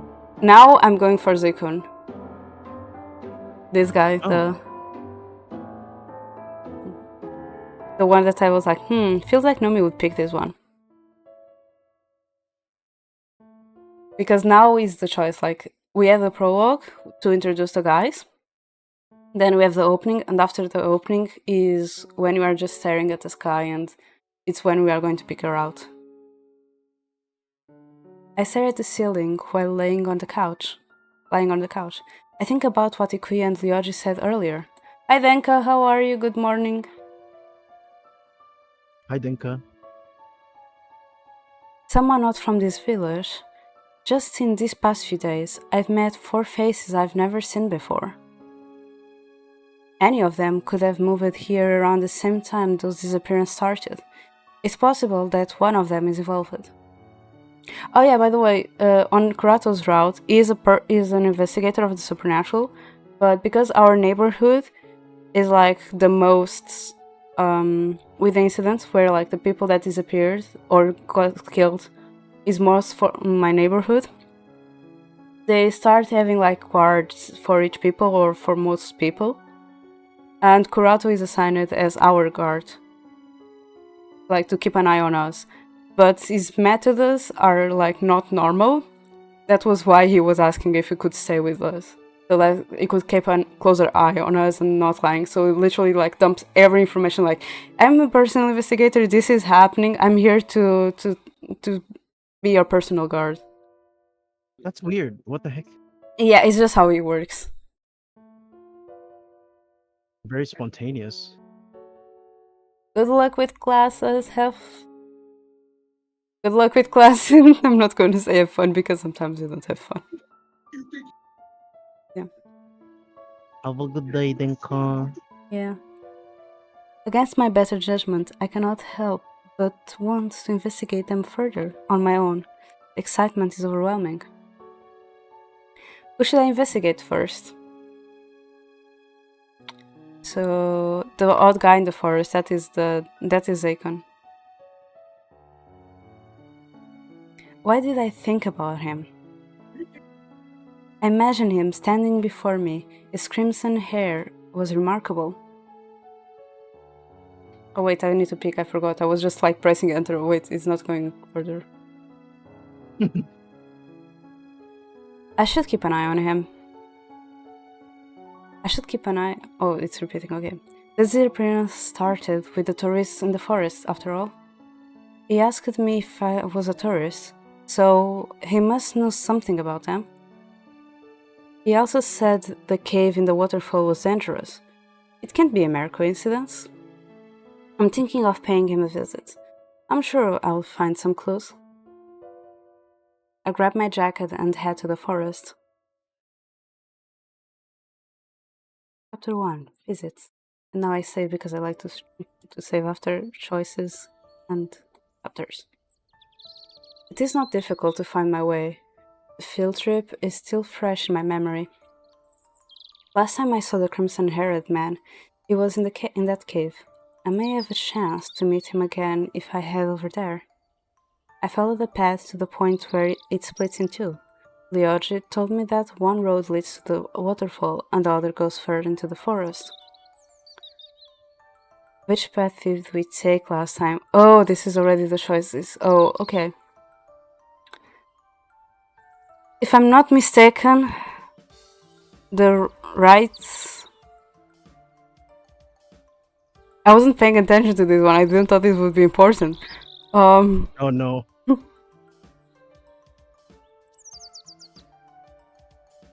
I think the right was into the waterfall and the left into the forest. I feel like if I pick the wrong one right now, I'm going to get the bad ending. And I want those first. Don't you have like a screenshot or a save from the previous one? No. Oh. But I can do something. I have streams. Okay. I have streams. That's true. You can check your VOD. Yeah. If you remember the time. I just need to go to my... if I couldn't go to my... I'm going to my YouTube channel and go to my stream on the 40th of February on Valentine's Day because I remember doing it all over again because I was failing miserably getting the normal ending. Hi, Oni, how are you? So I know that I started that all over again. Okay.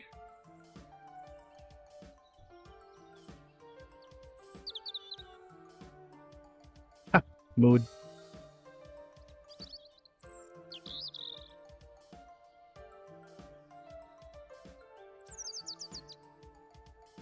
It's literally I'm trying. 5:30 in the afternoon and it's still melting. Oh It's my still god. burning hot. Well, at least it wasn't as hot as yesterday. 'Cause yesterday was crazy. Yesterday was like what, 34 degrees Celsius? Like, oh brother. It's like the Earth is not rotating. The Earth is not rotating in the sun. Oh my god, I forgot Only I the skipped. Philippines. Only the Philippines is rotating in the sun. 45. Oh my. That's even worse. Wait, when did I got the first bad ending? Lame Dead, 70th of January. Okay. Did you get it? No, I couldn't get on that VOD. I'm going to get another VOD. Okay. Oh my god, good luck to you too. Right now, for me, like 32, 31. It's a bit cooler here in our place because there's like our house is like So okay, so open. So Windows. first I was mistaken. It was the other way around. I thought like the right path would go to the waterfall and the left would go to the forest, but it's the other way around. The right one goes to the deeper into the forest. Oh, okay, okay. I think we took the right side. I go deeper into the forest. After a while, I realized I took the wrong path. Damn, I don't have a map with me. At this rate, I may end up lost if I continue. From the corner of my eye, I noticed a shadow flitting through the bushes. Also, I like that you are using Celsius, because if you use a Fahrenheit, I would just stare at it like, how much is that in Celsius? Oh, I don't know the. I just Google stuff. I don't No, know it. but Oni is using Celsius. That's why I'm like, oh, thank goodness. Yeah, because if you search on Google, the first thing I see is Celsius. That's why I only use Celsius. Yeah, because Celsius technically is like one of the unities used everywhere. Because like water Yeah. freezes at 0 Celsius. So why are you using Fahrenheit, where the water freezes at 32 degrees? You know? Yeah, that's fair. Yeah, the humidity is super bad as well. Which It's not only hot; it's very humid, yeah, that which was makes it what I hotter. think. Yeah, I was gonna say that. I think that's like the worst because you feel it's way way hotter. Because for Yeah. example, I've okay, but also I'm a person that also like I like warm weather, so like 30 degrees, it's okay by me. I may be like feeling like warm, so I will have a fan, but I will be okay having a fan on. Sometimes we get 40 degrees, so I'm starting to get used to that. But I don't think that is that humid compared to you, so it's a little bit more tolerable. Oh, that's fair. Because we don't have we don't. I don't think we really have warm here. Like it's in the Philippines, it's either it's super hot or it's cold. Yeah, the thing of your cold, I don't think it's like the same cold as mine. Yeah, no. Unless you're in the like Thank you for the beats, the Oni. farther part, Appreciate it. the farther part of the Philippines, like Baguio, for example. I like going to Baguio. That's the only place in the Philippines where you can see where it's so cold that you can see your breath So at basically, night. like winter. Oh, okay. Yeah. Yes. Where's the rain? I need the rain. I'm dying. Anyway, It's sun outside. I'm happy. I thought of returning, but the trail is actually a loop that leads around the monuments in the forest as well as a waterfall. Speaking of luck, even though I took a detour, I thought I would be dying. Because like in one of the endings, like in one of the bad endings, we actually die. oh frick. Okay. On Kurata's route, there is one bad ending that we actually die. It's actually like the quickest bad ending in terms of like you don't go further in the story, you die there, and it's like just the stupidest death ever. That's why it's called lame death. So I Oh. was Oh. hoping, Okay. so I was hoping that it would not take me long if I picked the wrong choice. Plus, I didn't hear the bell, so I was like assuming that was a bad choice. I That's fair. searched, I searched the lake's edge, but there is no sign of the crimson-haired man. Even the rocks that made the path towards the cave are gone. I can see the cave, but how do I get there now? The rocky face of the waterfall gives me an idea. The cave itself, it's not that far from the side of the lake. I can climb. I carefully balance my foot on the rock, then reach up to oh my god, I can't read. Steady myself on a crack in the stone. I have always done well during PE. Now all that rope climbing will finally pay off. Climbing across is easy until I almost reach the cave. My arms start to strain and I almost lose my grip. Okay, 20 degrees? For me it's not cold. That's like okay weather. Like it's not warm. It's not like warm, but it's also not like cold. Back to the That's that's pretty okay for us. I think the lowest that we've gotten is like I think it was like 8 Celsius. yeah, I got lower than But that. that was like a very unique phenomenon that happened in Baguio where a Yeah, lot of stuff started freezing. But that's a unique yeah. Here that sometimes go only to like happened 2 degrees. Like there are places that go lower than us, like below zero. But here that I've seen is like the lowest I've seen is like 2 degrees. that's fair. Yeah, that's true. Manila weather is like oh I would This rather prefer it to rain rather than the sun. I know I prefer the sun than the rain. Because like we get sun we get sun like around 7 months of the year. So yeah, no thanks, I guess. Meanwhile, when it rains here, I'm like, oh, I don't want to get all wet. Oh, it's cold. You know, we experienced like one of the worst typhoons that ever happened here. And it's not even that cold. To be fair, it's just wind and gust Like here, and rain, nonstop rain. That's why. there is the way like whenever you go outside and you get soaked by the rain, you should get home and take a warm shower. Otherwise, you might get cold.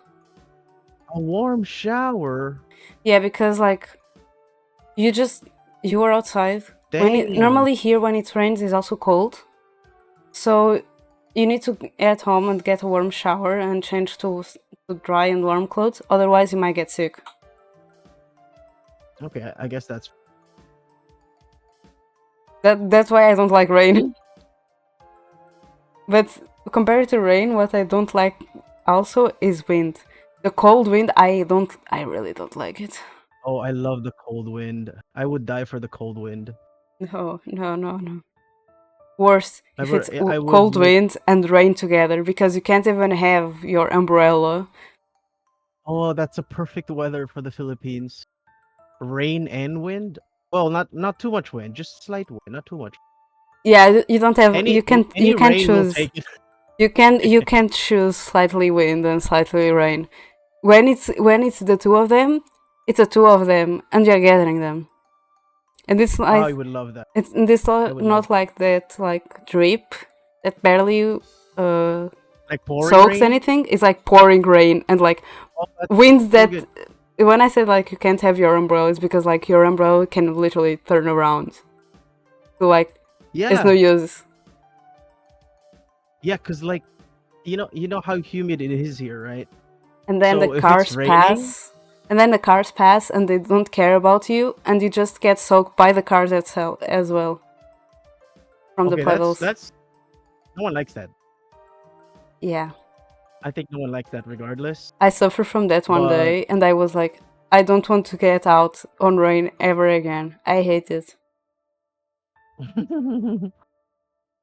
we, well, personally for me, I don't really experience that much because usually we have it's most of our, well, at least where I live, it's mostly like straight roads. So there's absolutely no puddles. But if I do see a puddle, I would just like I like not walk on it altogether. But I do get what you mean. Most of the people here like evades the puddle if there's a sidewalk just beside it. Yeah, people Mm-hmm. like drivers would evade it or either slow down. Oh, I remember when when I was younger, it was raining, and then right in front of our house, the road there's a puddle, and a lot of cars pass down by our right in front of us. So what we would do is we would often like shower in the rain, and then we would signal cars passing by to pass onto the puddle, so we would get wet, and I would play with my parents and stuff when I was younger. That was fun. Yeah, we don't want to do that here, especially because like normally those puddles are also like really dirty. Oh, Asians are just impervious to dirt. We eat salmonella for breakfast. Yeah. It's like we don't mind. We remember I told you we had like the strongest storm that we had. Mm-hmm. When it started to lay low, when I was young, we were swimming on that dirty puddle. We were kids. Well technically I'm not a kid then. What? 18, 17? But we enjoyed it. We just like I guess we just like making the best out of our moments. It's the little Like thing. as a kid, it's something because you also have like protection and everything. But as an adult, and you start seeing like how dirty stuff is, it's just like Oh yeah, no, as an adult, hell no. But I would still definitely like because our garage is open. It doesn't have a roof. mm-hmm. Sometimes if I feel like it, if it's raining, I would just like remove my shirt and just shower in the rain. That's it. I don't like jump on the dirty puddle anymore. Of course, when you're an adult, I guess. But yeah, I still do it some from time to time, especially if you live in the Philippines where it's so hot. It's like, oh, this is such good rain though. Especially if it's humid. Oh, the wind is moist. Perfect. Yeah, Though don't do that if here. it yeah, I guess it's just the difference of weather and the humidity as well. Yeah. They say for climbing rocks, you should use your legs more than your arms, which I have not been doing. I may have overestimated myself. As I lean over to search for another handhold, the rock under my foot suddenly crumbles. Huh? My heart skips as my fingers lose their grip, my body lurching downward. Before I know it, I'm falling into the lake. Cold water jabs into my skin like icy needles. I try to swim to the surface, but my numb arms and legs are no match for the current. It pushes me deeper into the lake.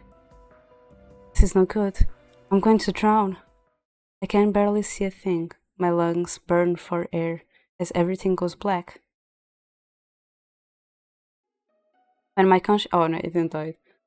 When my conscience returns, there is solid ground under me. Rather than the sensation of floating, I am slowly open my eyes. Judging from the rocky ceiling, I am in a cave. I sit up abruptly, surprised by my surroundings. How did I get here? As I look around, my chest starts to ache. I start coughing. I remember falling into the lake and almost drowning. Someone must have saved and carried me here. The mossy walls of this place are not like the dripping darkness of the cave behind the waterfall. And speaking of dripping, I notice that my clothes are totally soaked. Huh? I'm a total mess. It's going to take a while for it to dry off. I think this is a guy. I think it's you, Zeph. Oh, that's the guy? We don't know his name, Alright. so... How do I voice such a character? Red hair. What is his Buff. personality? I don't know. That's the thing. I don't know anything about them. Oh, what's his name? Oh, we don't have a name yet, huh? Zeikun. We don't have a name yet, but I know his name. Let me just also try to send you a photo of him. Okay. Zeikun? Yeah. How do you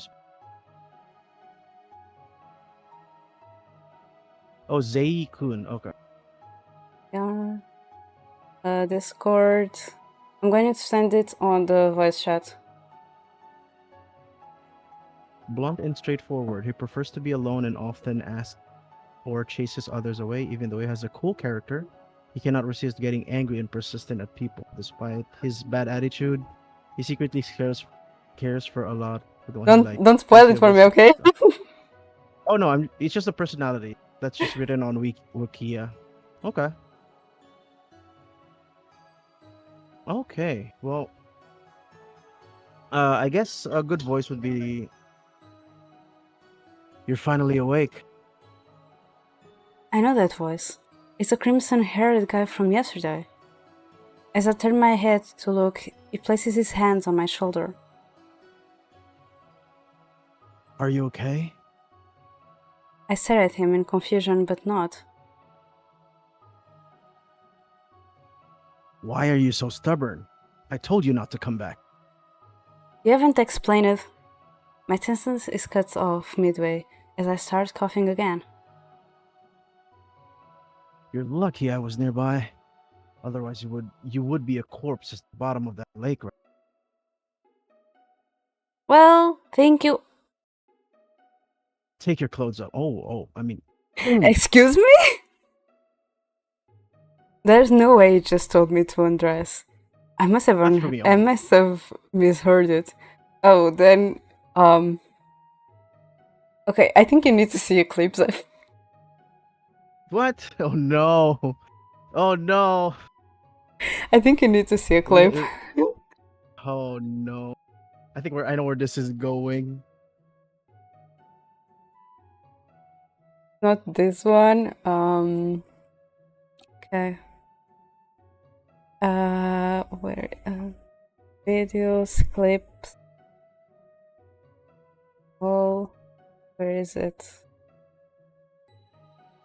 A Cinderella phenomenon, which was also something.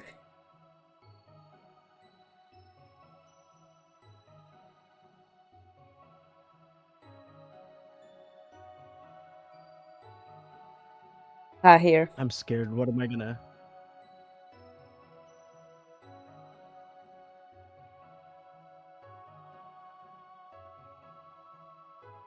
I sent on the voice.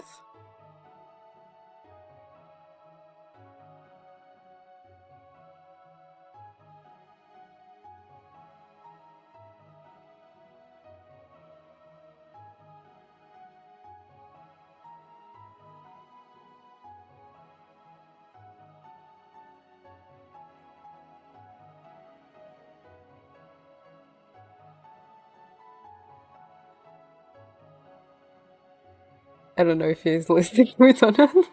I'm waiting for Wait, what? reactions. Did you see Did the you clip? send it? Yeah, I sent it on the voice chat.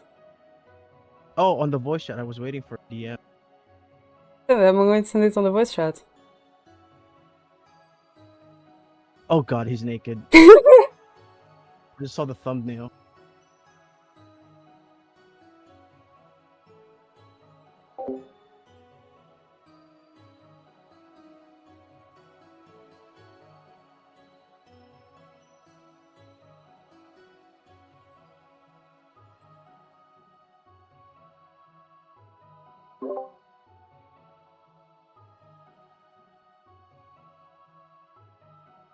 Oh my god, D, your simp is showing, D. Your simp is showing. That's the thing. I was just reading what the MC was saying, and I'm just like, what? Someone's putting themselves in another person's shoes. Well, to be fair, that's what you've been doing, D. Yeah, that's was also I like this MC has other priorities than I would consider. Like if I was her, I would immediately like push him and slam the door.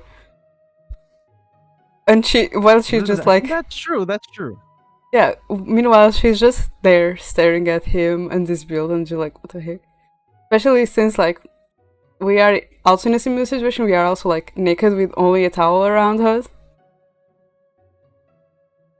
Because like it didn't knew we were in the bathroom and we forgot to lock the door, so it just walks in and he just stares at us and we don't know what he's thinking, but the MC just stares at him and he's just thinking like, oh, it's fair bill, like, oh, and I'm just like, girl,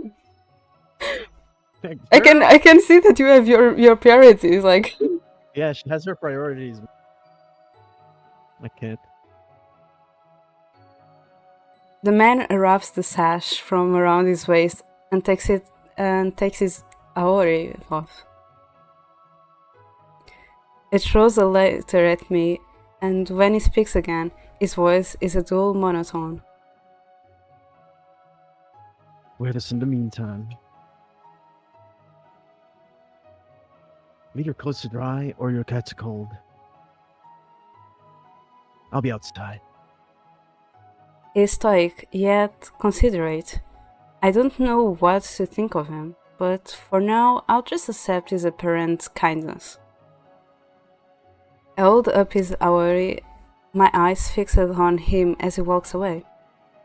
Such a weird guy, but I think I can trust him. It did save me from drowning. I wait until he's out of sight before changing out of my clothes. When I slip into his warm aori, I notice the scent of flowers. Though it smells pleasant, the piece of clothing is too big for me and also feels breezy. I wonder why. Like it's like a robe. I wonder why. When I step outside, I spot a crimson-haired man sitting near a tree. Oh, we are getting an image already. Okay. He seems to be napping peacefully, almost as though he has forgotten the trouble I caused from falling into the lake. I hang my wet clothes on some tree branches to dry, then find a comfortable spot near the man to sit. I haven't thanked you for saving me. By the way, I should probably introduce myself. My name is Iviana. I thought he was napping. Why do we approach Pretending someone? to be napping, I guess. The thing is, why do you approach someone while they are napping and just start talking to them? Are you having an existential crisis? Your PNG is just constantly changing.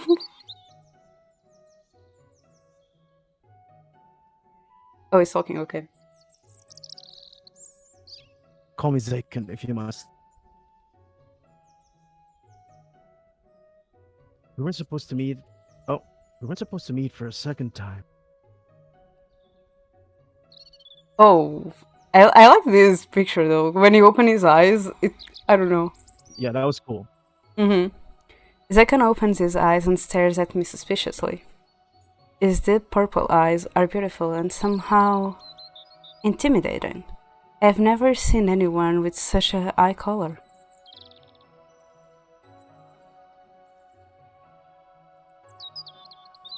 What did you come back here for?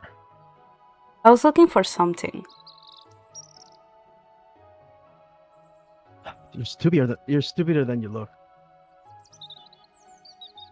There's nothing to concern yourself with in this forest. Even if you lost something, there's no way you'd find it again. Hey, I'm not stupid, and I wasn't done talking. Zeikun closes his eyes, letting out a deep sigh. Well, stupid Diana, you should talk less and concern yourself more with getting home. I punch him. Damn. I remain speechless. He makes so many assumptions about me and never lets me finish talking.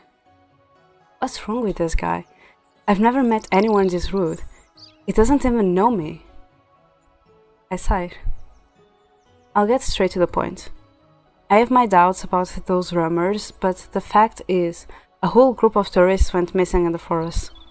Do you know anything about what happened?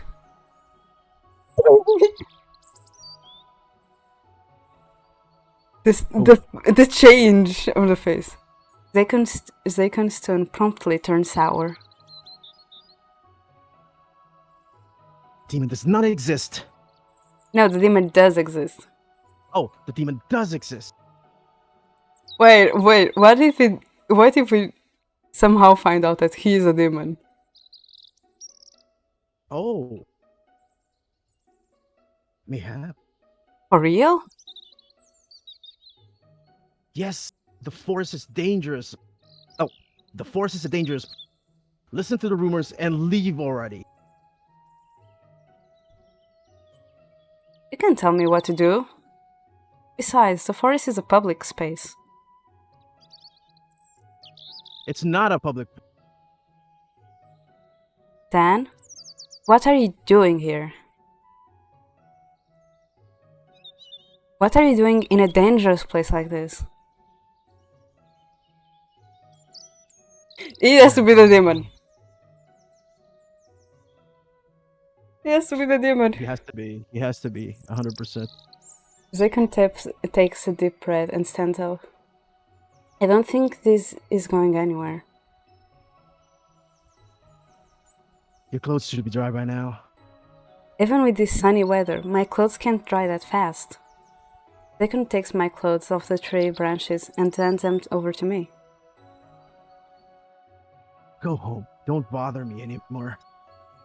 But Zeikun glares at me before turning around and turning away and walking off. I'm so frustrated that I fail to realize I am still wearing Isawari until he is already gone. That forgetful guy. I'll have to return this to him later. Oh my god, we are using it as an excuse to come back. For sure. I'm really Sure. using this to come Now back. we have an excuse to see him again. Yeah. Next day. I absent-mindedly gaze at the cloudy sky. The forest cast said the weather would be really bad today. Seems like heavy rain is coming. And I forgot my umbrella. I need to hurry home to beat the rain. I don't want to get my socks wet again. Hey, Diviana, it's lunchtime. Are you dreaming again? Yes, Share it with me. it's not worth mentioning.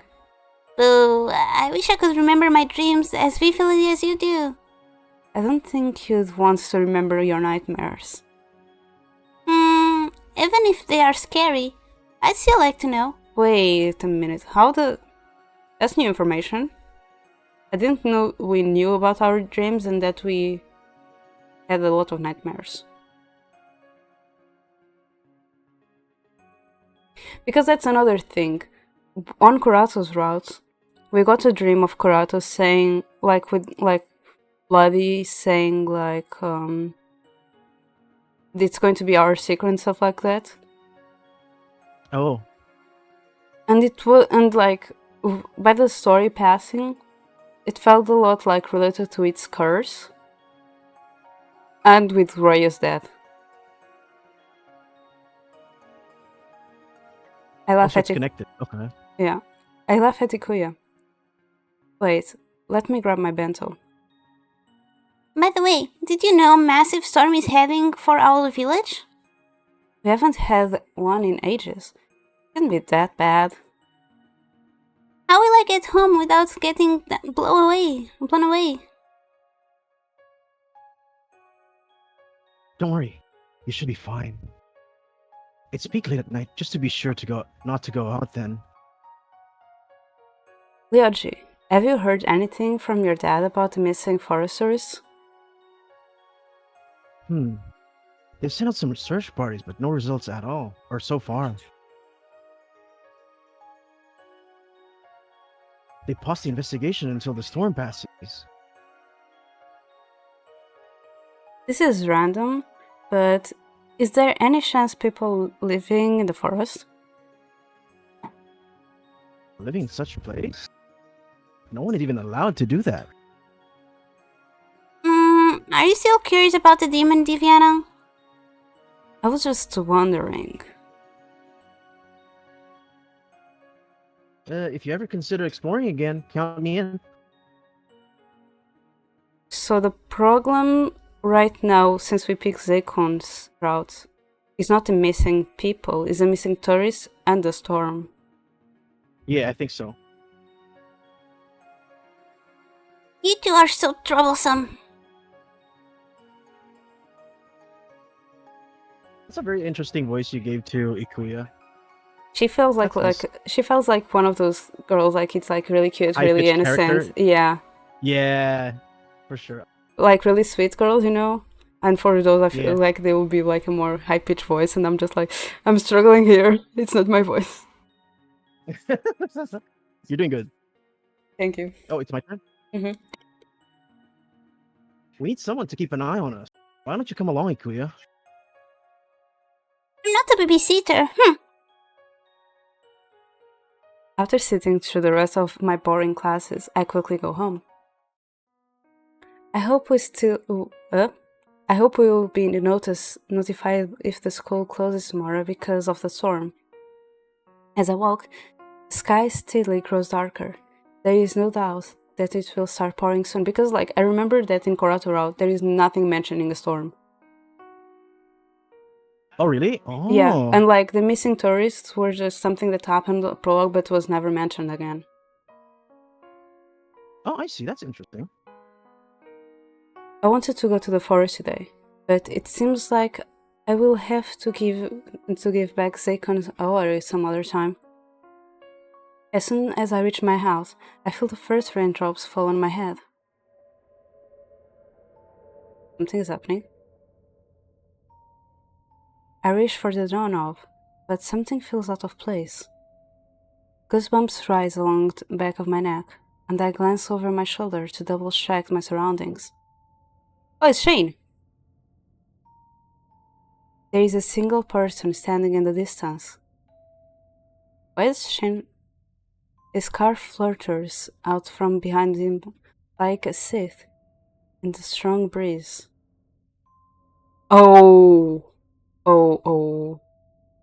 Zeikun is definitely to be a demon.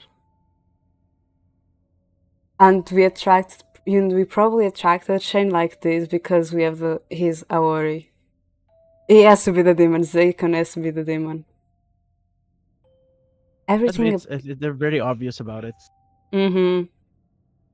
Not only because of that, because of like because we get a little bit closer to Shane in Kurato's route because how close he and Kurato are. Okay.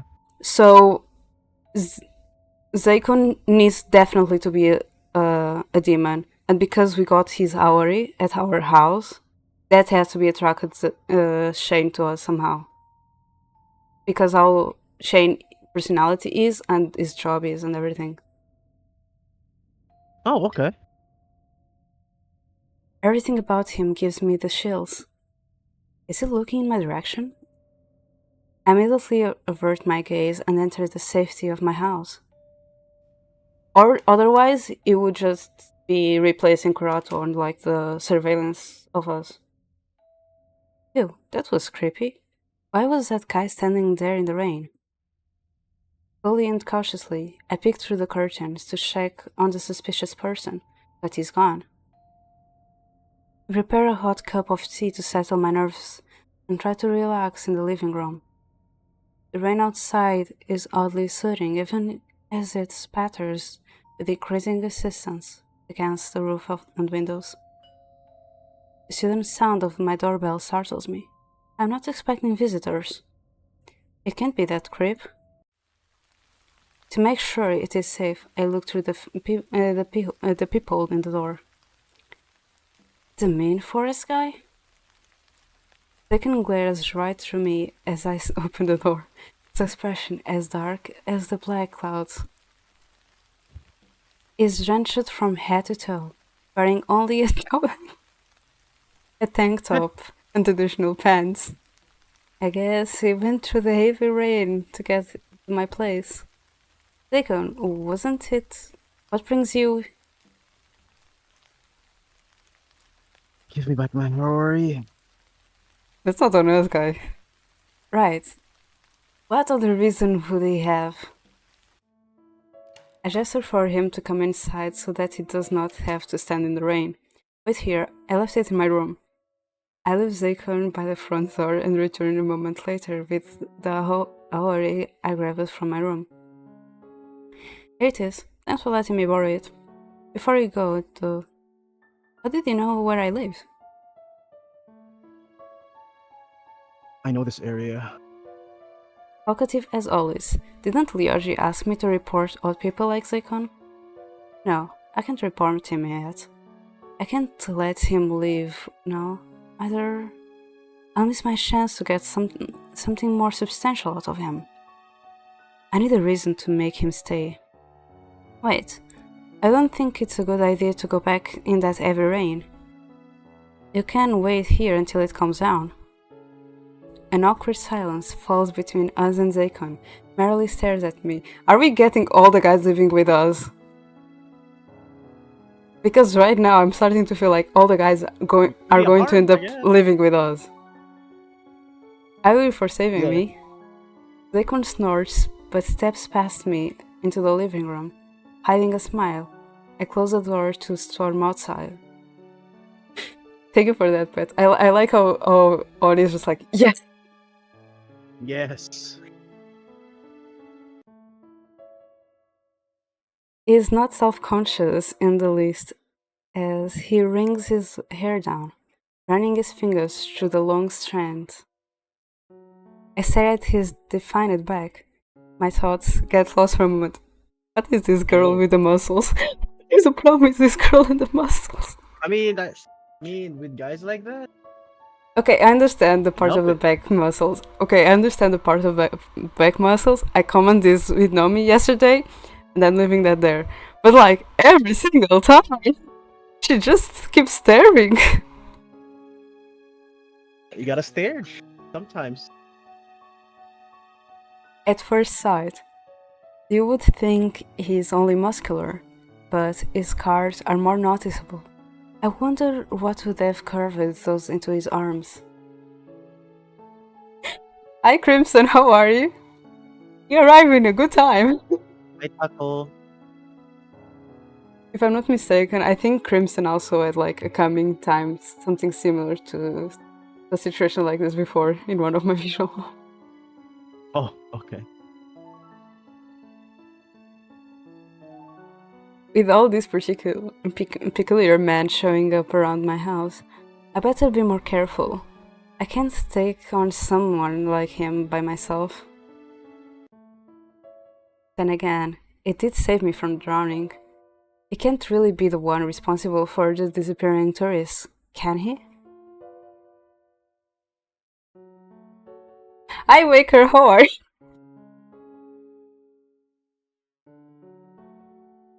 I like how people are appearing. I think this guy is summoning people. Tell me about it.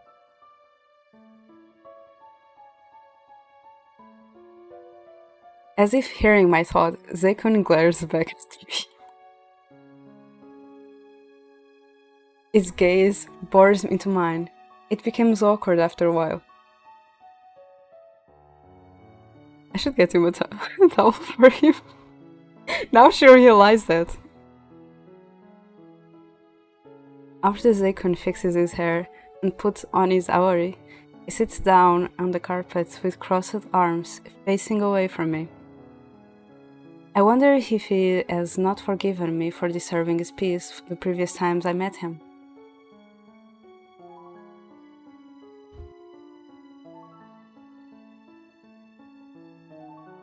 Good luck with work, waiter.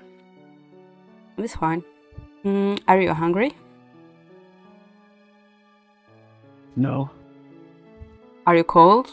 I can grab you some blankets for you. No. Are you bored? I have some fun magazines. Leave me alone. You're no fun.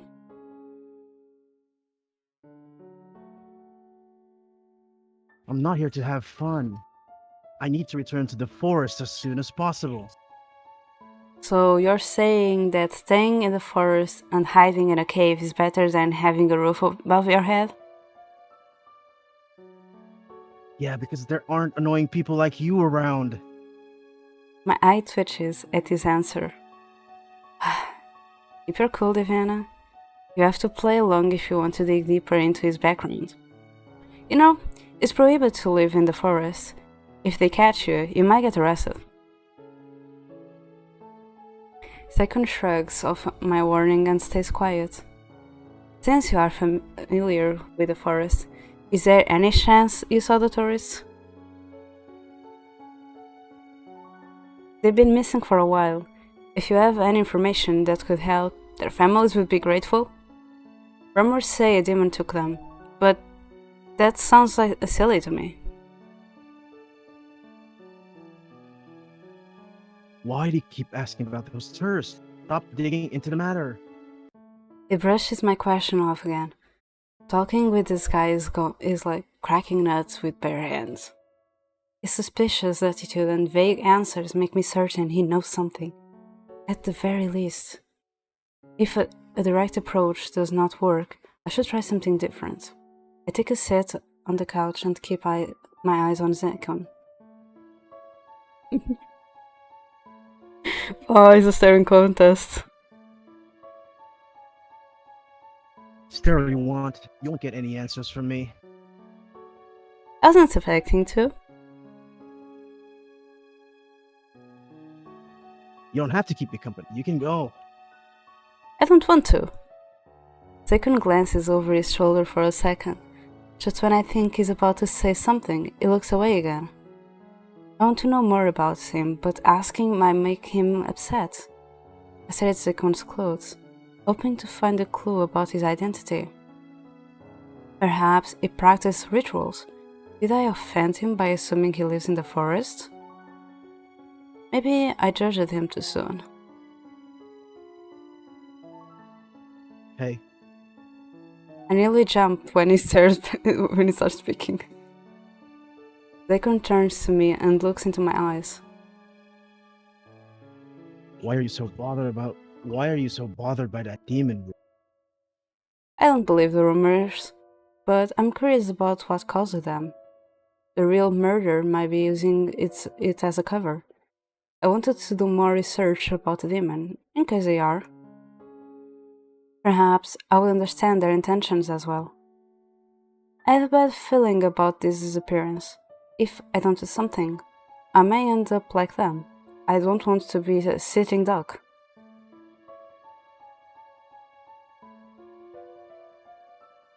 What if the rumors turns out to be true? Will you regret finding the truth? Even if there really is a demon and it turns out to be harmful, I'll do my best to stop it. Stop it. What can someone like you do?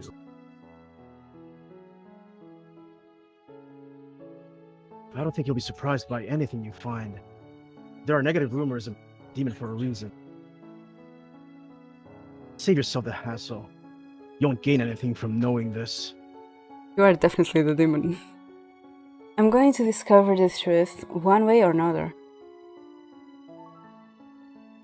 If you're not the And demon, then if you are the know priest. truth- The priest? Yeah, the priest that teaches Kurato, like some kind of protective magic. Because like, if he isn't a demon, then Razumi is the demon. Oh, okay. And if There's another candidate. yeah, and if Razumi is a demon, and this guy lives in the forest, and I know there is a temple in the forest, this guy needs to be the priest. Like the exorcist, the guy that deals also with that, but like in a supernatural way. Hmm. Interesting. Even if you know the truth, it won't change a thing. You'll just annoy the demon when you find it.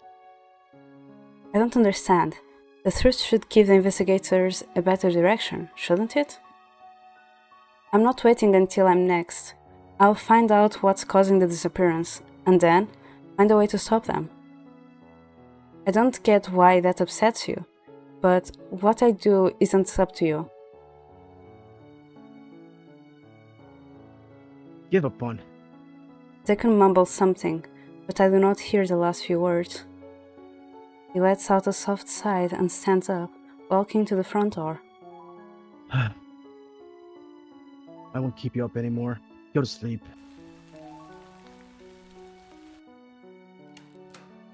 Without looking back at me, he steps outside and closes the door with a loud slam. What the? He left! Okay. I What head a petty toward the demon. window to watch him go. Can't see anything. Suddenly, a flash of lightning illuminates the street. In that split second, I spot a nearly familiar person standing under a streetlight. It's that creep guy from before. Is he looking in my direction? The world outside goes bright again, soon followed by a crash of thunder. I quickly close the curtains and clench my trembling hands. Before heading to bed, I make sure that everything is locked tightly. No corner of the house goes unchecked. Maybe I am overly cautious, but it is better to be safe than sorry. I feel anxious after what I saw on the streets. Despite those feelings, the sound of rain soothes me. I can't say that word. Next day. The storm has filled the streets with puddles. It is still raining a bit, but the weather is nothing to be concerned about. Before I even start breakfast, I get a message from Ikuya saying that school is closed today. I wonder what I should do since I have no class. Okay. So the library is in the way to the mansion. The mall, I have no clue where it is. And stay home.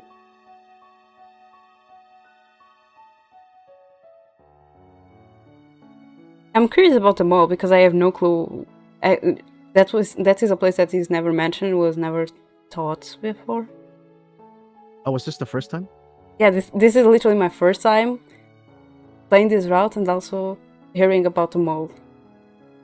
Because I remember this, like, I remember we going shopping for like groceries, but I'm not considering that a mall.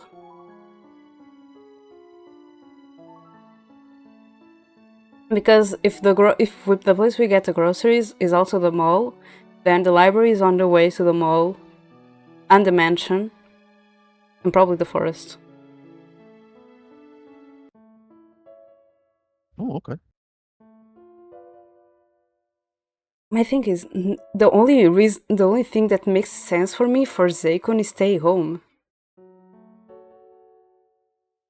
Because Actually, I feel like it can appear anytime.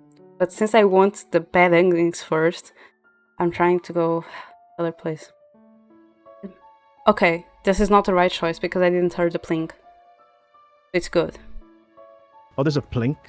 Yeah, there's like You know, like the ring on a school, the Yeah, bell, yeah. is that Okay. Yeah. sound? Because, like, for example, on Cinderella of Nevermore, whenever you did a good choice, you heard a sound and the crystal will appear on the corner. Oh, I didn't know that was very prominent in visual novels. I think it depends on the visual novel. From my experience, it depends on the visual novel. But for some reason, both Cinderella Phenomenon and this game have like that indicator of like a good choice to like the good ending, better ending. So yeah. Yeah. Okay. On Cinderella Phenomenon, you had like a sound and the crystal appearing, while here we have like the pling indicating a good choice. I may as well get grocery shopping out of my way, so I do not have to do it this weekend. Okay. Despite the rain, I can see patches of the sky shining through the clouds. The streets are empty, which is not surprising. With such a pleasant weather, it makes sense that people are staying home. I noticed a few advertisements hanging on the wall, looking for experts to exorcise demonic creatures. I do not understand most of the job descriptions, so I move on. Is again the exorcist thing that we saw before meeting Sashiro. By the time I finished shopping, the rain had stopped altogether. I ended up buying sandwich ingredients like bread, cheese, and eggs, and some fish and some fish I plan to deep fry. I should be enough to survive for a week. Just as I leave the supermarket, I catch a glimpse of a familiar face. Hey Kuya, it's rare to bump into you this early. Kuya yawns before speaking to me. My brother was being lazy and ordered me to get him some bread. He really stole my pillow to get me up. You poor thing. He should have gotten it himself. I wanted to tell him that, but he says he needs to study for an important exam. Excuses. My brother barely shows up for school. I wonder how he even takes exams. We walk side by side, heading in the same direction. I noticed she brought coffee beans and eggs as well.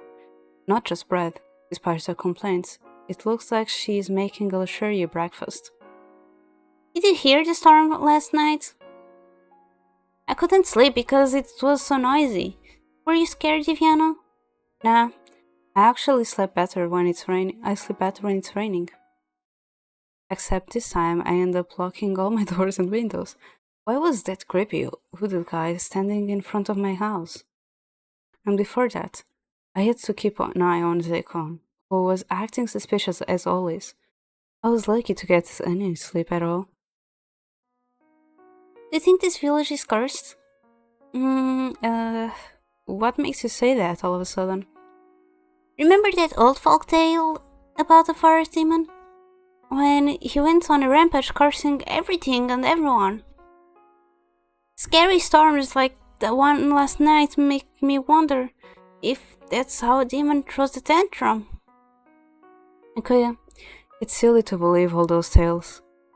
They might be based on true events, but many details are altered to make it sound more interesting. I know that much, but...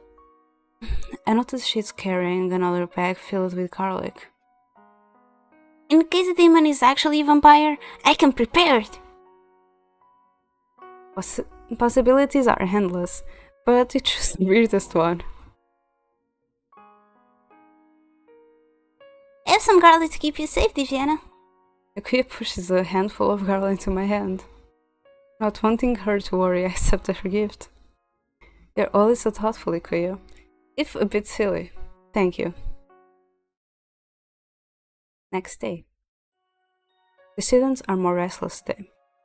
While walking through the hallways, I catch a glimpse of a familiar face.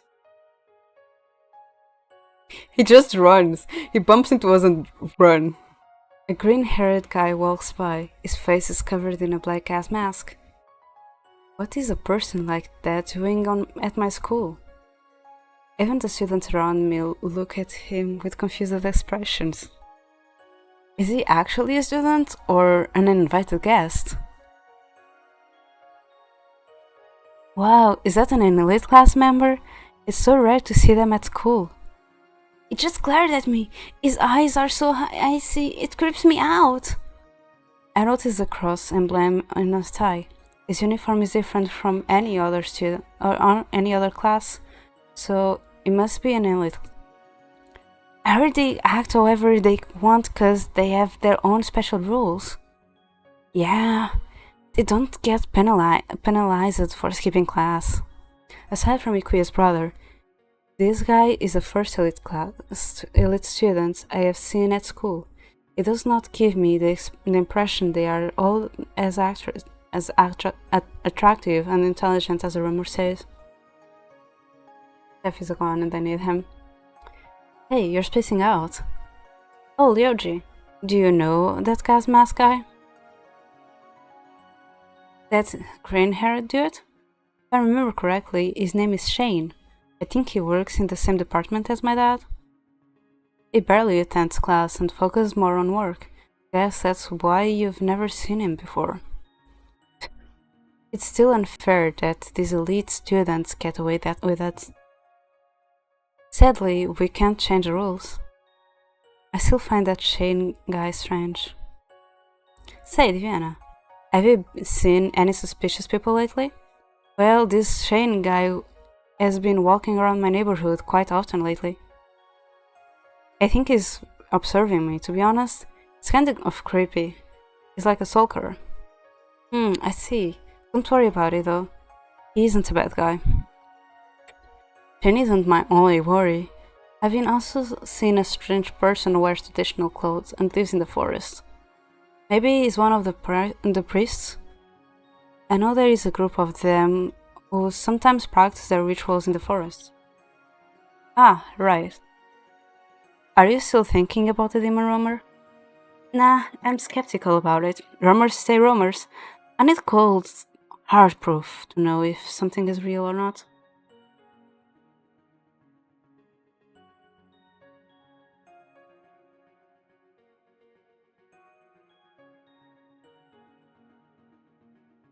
Ah, that's just like you. Let me know if you find something. Any clues will help a lot with the investigation. I'll do my best. After class, I go back to the lockers and notice Shane standing near mine. Has he been waiting for me? The students passing by give him a wide berth, not even daring to look directly at him. Well, he has an odd aura around him. I wouldn't stay around that guy for long either. Regardless of what Leo just says, I can't trust this guy. What he's up to? Just standing around in a weird place like this. I pretend not to notice him as I pack my stuff from my locker and head straight home. Another empty street, footsteps following behind me again. If this is another stalker about to confess, I'm going to report him. I casually turn my head and catch a glimpse of the person following me. It's Shane. When he comes even closer, I notice something sticking out from his belt. I cannot see it clearly, but it looks like the hilt of a knife, or something similar. I do not remember seeing him with anything like that at school. Was he planning on ambushing me the whole time? No, don't jump to conclusions. Shane's icy blue eyes are locked on me as he approaches. I can't handle another second of this. I don't know what he wants with me, but I'm not going to wait and find out. The moment I turn a corner and break his line of sight, I start running. After a few blocks, I stop behind the thick trunk of the tree to catch my breath. When I peek around it, he's not in sight anymore. Phew, I hope I never see him again. I turn back, and suddenly someone is standing in front of me. Oh my. You run from me? Why are you following me? I'm an investigator. I've been assigned as your private guard. I knew it. I was like, since we didn't pick Horato, is Shane going to be our personal guard?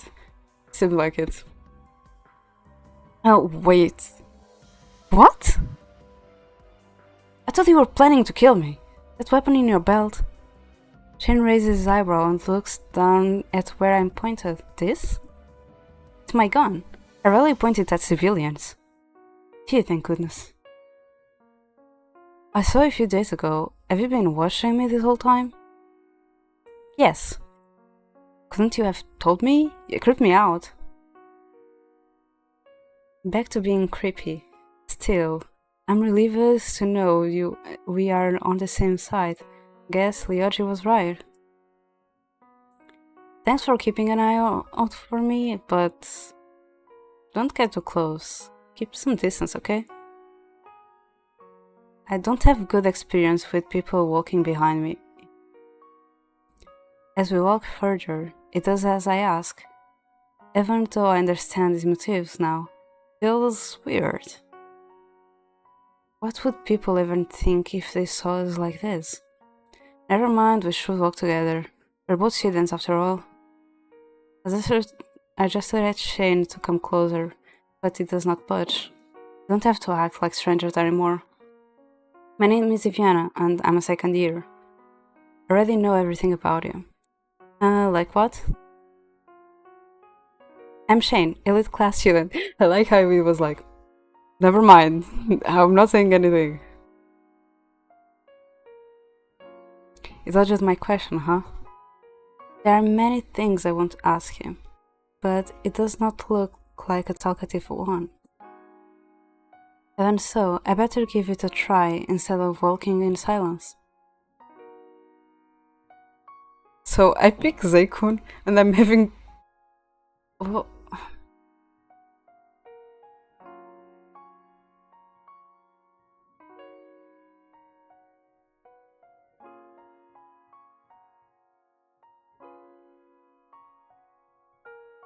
Why are you guarding me? Who told you to keep an eye on me? It's obvious. People have been disappearing recently. The local police assigned private cars to a number of people.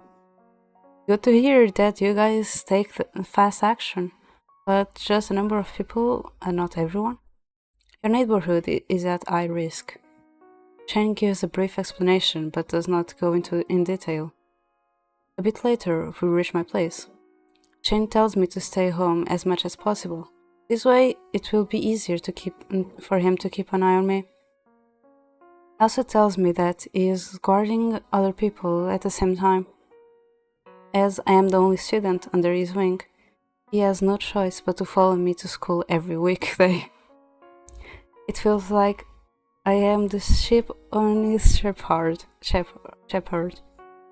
Honestly, I want to take part in the investigation too, but it does not look like Shane will give me a chance. Before going to bed, I take a look outside of my window. Shane has not moved from his spot the whole evening. It looks like he will be staying until the next morning. Poor guy, his job must be tough. Does he not sleep at all? For the next few days, Shane follows me whenever I go out. It is annoying, but I soon get used to it. Hey, Diviana. I have something important to ask. Ikuya pulls me closer, glancing around in class. Someone might hear us. In case someone might hear us.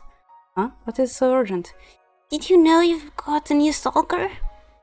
Huh? Who? That scary person over there. Oh my god. She looks over at Shane, who is standing further away from us. For some reason, he has been appearing at school lately, and he's always standing outside our class. My gut feeling tells me he is stalking you. Let me make it clear to him that you're not interested. No, he's not. Before I can explain it, we're already stepping out towards Shane. This is a misunderstanding. I have a bad feeling about this. She clenches her fist as she walks, the picture of confidence until she freezes and looks back at me like a frightened puppy. Immediately she runs back without finishing her objective. Tiziana, Look at Tiziana, he's scary. How do you even attract so many? How do you even attract so many weird guys? Ask them, not me. Ikuya pouts at the ground and begins toying with her hair self-consciously. I cannot help but pat her head. Oh, Ikuya, it's okay. That guy is my private guard. His name is Shane, and he's both an elite student and investigator. The streets are dangerous, so he's been assigned to guard the people. He may not look like it, but he's a good guy. Really? Liaju would know more about it. Either way, don't worry. Even if Lyoji is okay with this creepy guy, I don't trust him. Class is about to start, but the teacher wants to announce something first. The expression is unusually tense. Dear students, I don't know how much you've kept with the news, but I'd like to stress something important. The streets are dangerous at night, so be sure to stay at home for your own safety. What's going on? There is a serial killer in our village. 5 deaths have been reported and many people are still missing. No way! Who in this village would do such a thing? Maybe it's one of the outsiders? Be prepared. Tonight they will get into your room and... Everyone, please stay calm. Nothing has been confirmed about the identity of the killer, so don't jump into any unnecessary conclusions. The class becomes restless. With this announcement, everyone exchanges their thoughts. Say, Lyoji, do you know what's truly going on? I know you would ask me first. The police have found a few clues, but so far they lead nowhere. This is one of the toughest investigations we've ever dealt with. Only the perpetrator and victims know the truth. The rest of us can only guess what's on their minds. Our crew has never dealt with a perpetrator like this. It might take a while to solve this case. Is there any solid evidence? My dad suspects there might be multiple people pulling the strings. We should be more careful. Shane told me that private cards are being assigned to people in the village. Couldn't they have sent a notice first? I thought someone was stalking me. The killer must be extremely dangerous for them to make such a move, right? Yes, multiple disappearances in a week. We don't know how to make them stop. As class carry on, my classmates continue to chat among themselves. I catch a few conversations about people who heard strange noises in their neighborhood. Some even point at possible suspects without good reasons. After class, I met up with Shane outside the school so we can walk home together. Shane, did anything happen last night? No. I wonder if he's tired from staying up all night. I cannot tell while he is wearing that mask. Oh no, I forgot my homework in my locker. Will you mind if I go back for a moment? Go ahead. I'll be back soon. It is oddly quiet on my way back to the hall. After taking my stuff, I head back. A night creature dashes by, almost cat-like, but not quite. Huh? What was that? I peer around the corner to see where it went and find the creature watching me from some distance, down another hall. Its big ears are shaped like a bunny's, but its long legs are like a cat's. How did it get into the building? The creature slowly approached me and slowly jumps away. Hey, wait, don't go yet. So, like, on Kurato route, we don't interact with anyone else. On Zeikun's route, we interact with Zeikun, Shane, Kurato, Ryoji, Ikuya.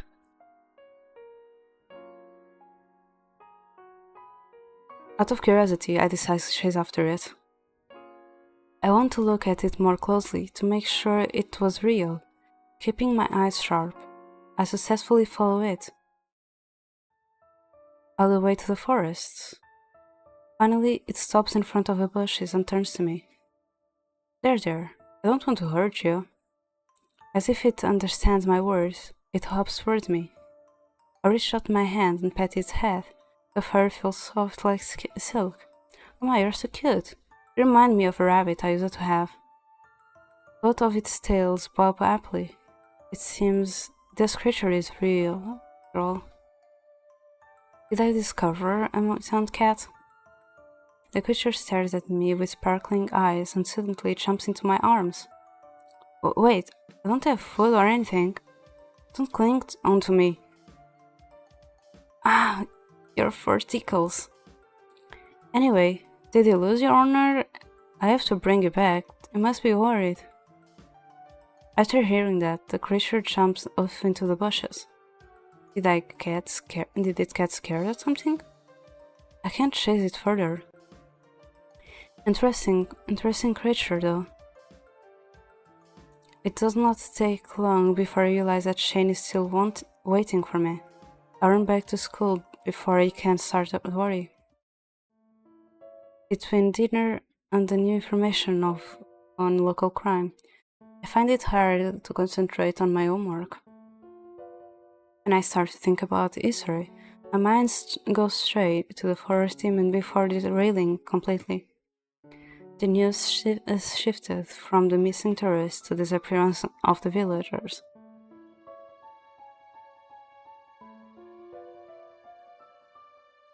I'm sorry, that just a notification.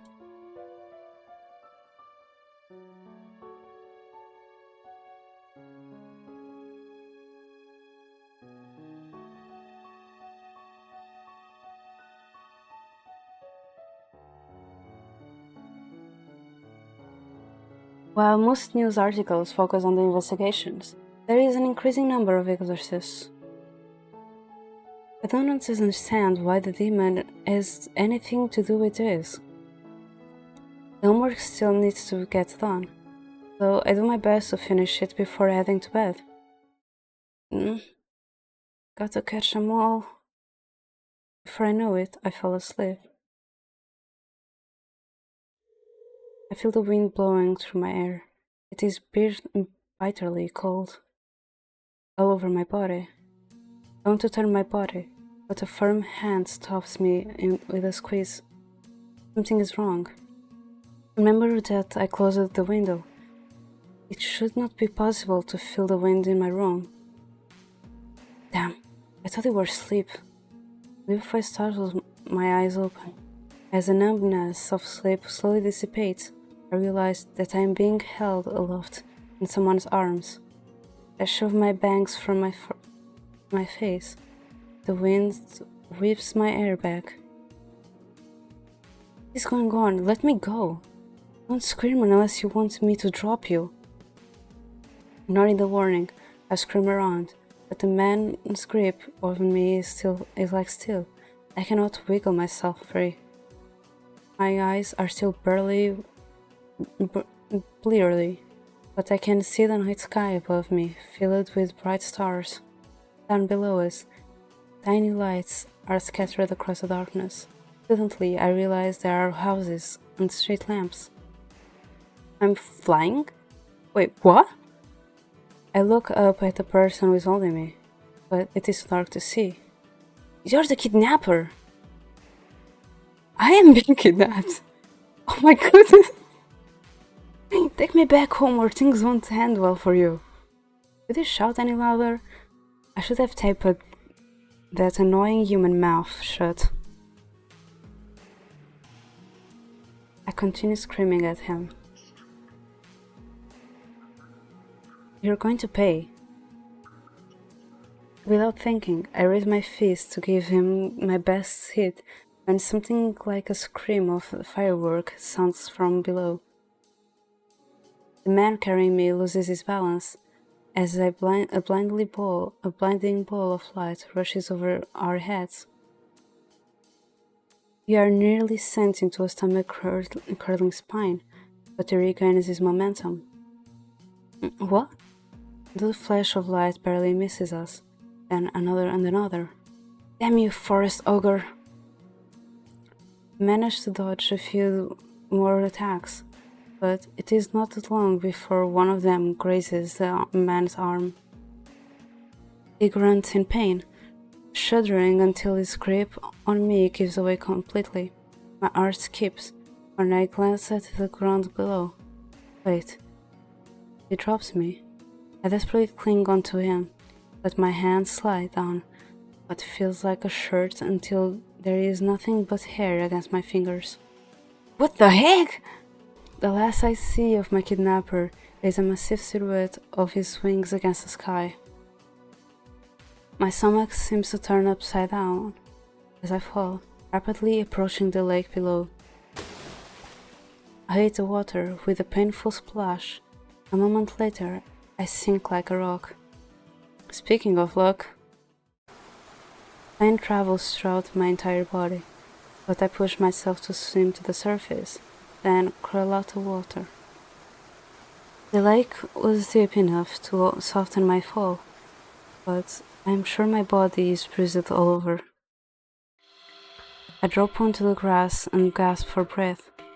My wet clothes stick to my skin, but it's not cold. Adrenaline pumps through my veins, making my arms and legs tingle. Try to put together what just happened. Oh, that could have been my end. I can't believe I got out alive. That truck just dropped me mid-air. Who was the guy who carried me? Did he have wings? I close my eyes as exhaustion starts to settle in. The grass feels very nice. No, I can't stay here. I need to move on. The kidnapper may come back for me. Before I even catch my breath, I'm suddenly lifted up by two strong arms and thrown over a broad shoulder. The second I see a long crimson braid, I recognize who it is. Zeikun? You can't sleep here. We need to go, now. What? Holding me tightly, Zeikun dashes through the dark forest. Even with weight on his shoulder, he moves incredibly fast, like a blade cutting through water. I can barely see where we are going, but it is no use to complain. I try to ask Zeikun where we are heading, but I doubt he can hear me with the wind rushing past us. I cannot see anything in the darkness, but I will not be surprised if we end up at the other side of the forest with speed. After a while, Zeikun stops and roughly puts me down. I stumble on my feet. I try to find my balance. Despite being lightheaded, I can make out that we are in the cave. What are we doing? What were we running for? You. We're being chased by a Shinigami. It takes a few seconds for me to process these words. Shinigami? Are also known as dead gods in myths. Their existence is like a bedtime story, but Zeikun is not the sort of person to joke about such things. Wait! Did Kaishi save us from that ogre?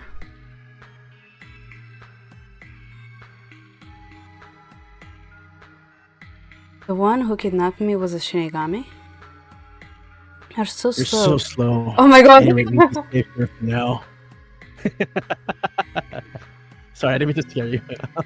It didn't scare me. I was like not expecting. I was like, wait, am I hearing double?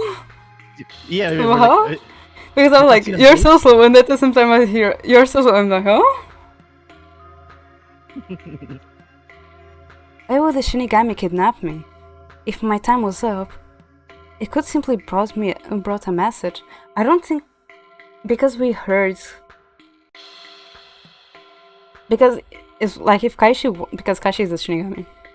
If Kaishi wanted to kill us, it would kill us on the spot. It wouldn't care us, and it was like stupid ogre.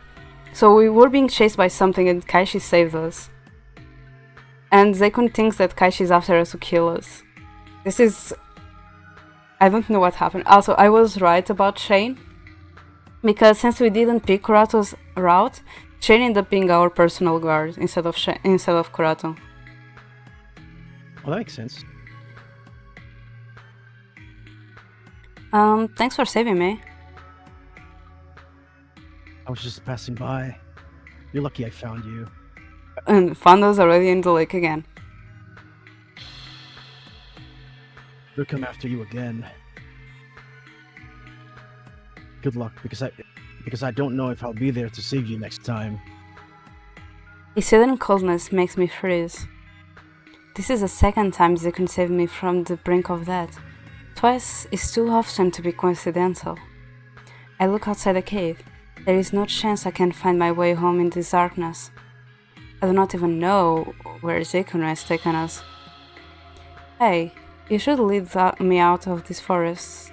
I don't know the way home. You should stay here for tonight. But If you'd rather jump into that Shinigami's arms, be my guest. Zeikun leaves me no choice. I guess I'll spend this night in a cave. I sit down and lean against a rocky wall. Several uneven rocks poke into my back, and the floor is cold.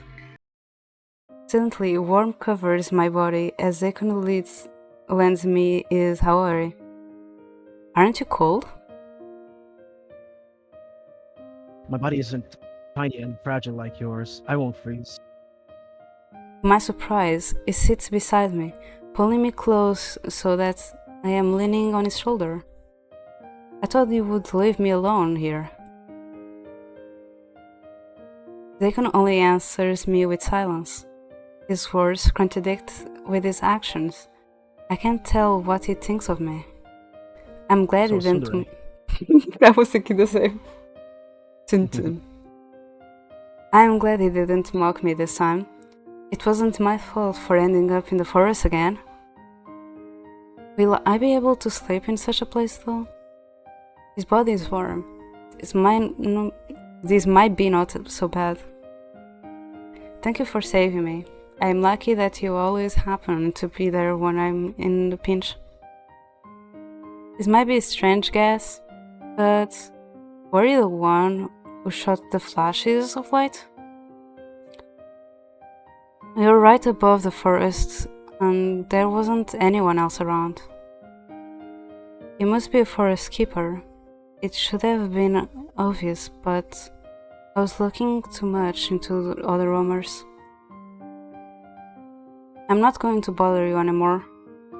Wait, so like when Kaishi was like, stupid forest ogre, was it Zeikun then? That might have been Zeikun, honestly. Why did Kaishi took us? Because Good question.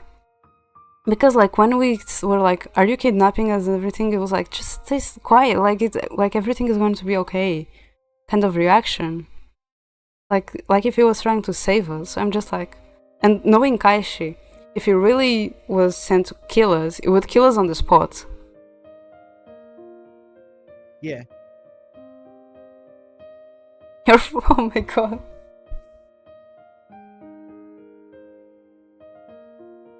I couldn't say something. You're forgiven. I did not expect those words from him. I cannot help but smile.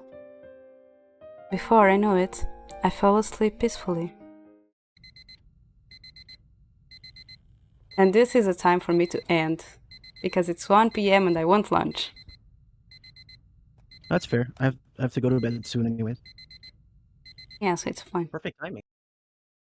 I'm smelling the lunch and my belly's, my stomach is just like, oh my god, I want food. can't fight it anymore. Smells so good.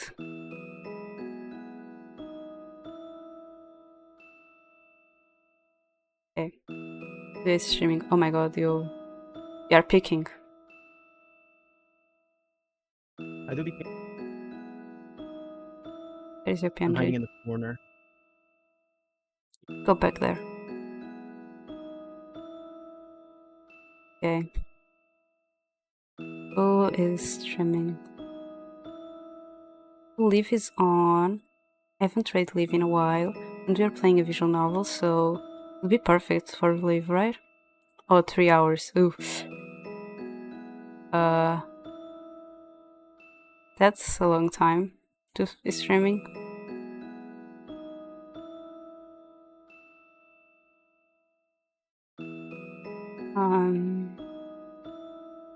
I see Omak. Omak has been streaming for 30 minutes. Yeah, I can read Omak.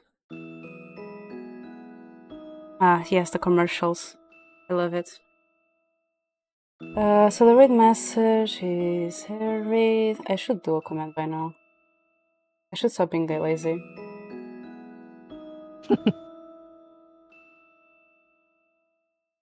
So that's the red message for who is sub. For who isn't sub, the red message will be this one. Okay, Wolfie, hi, how are you? Have a nice day.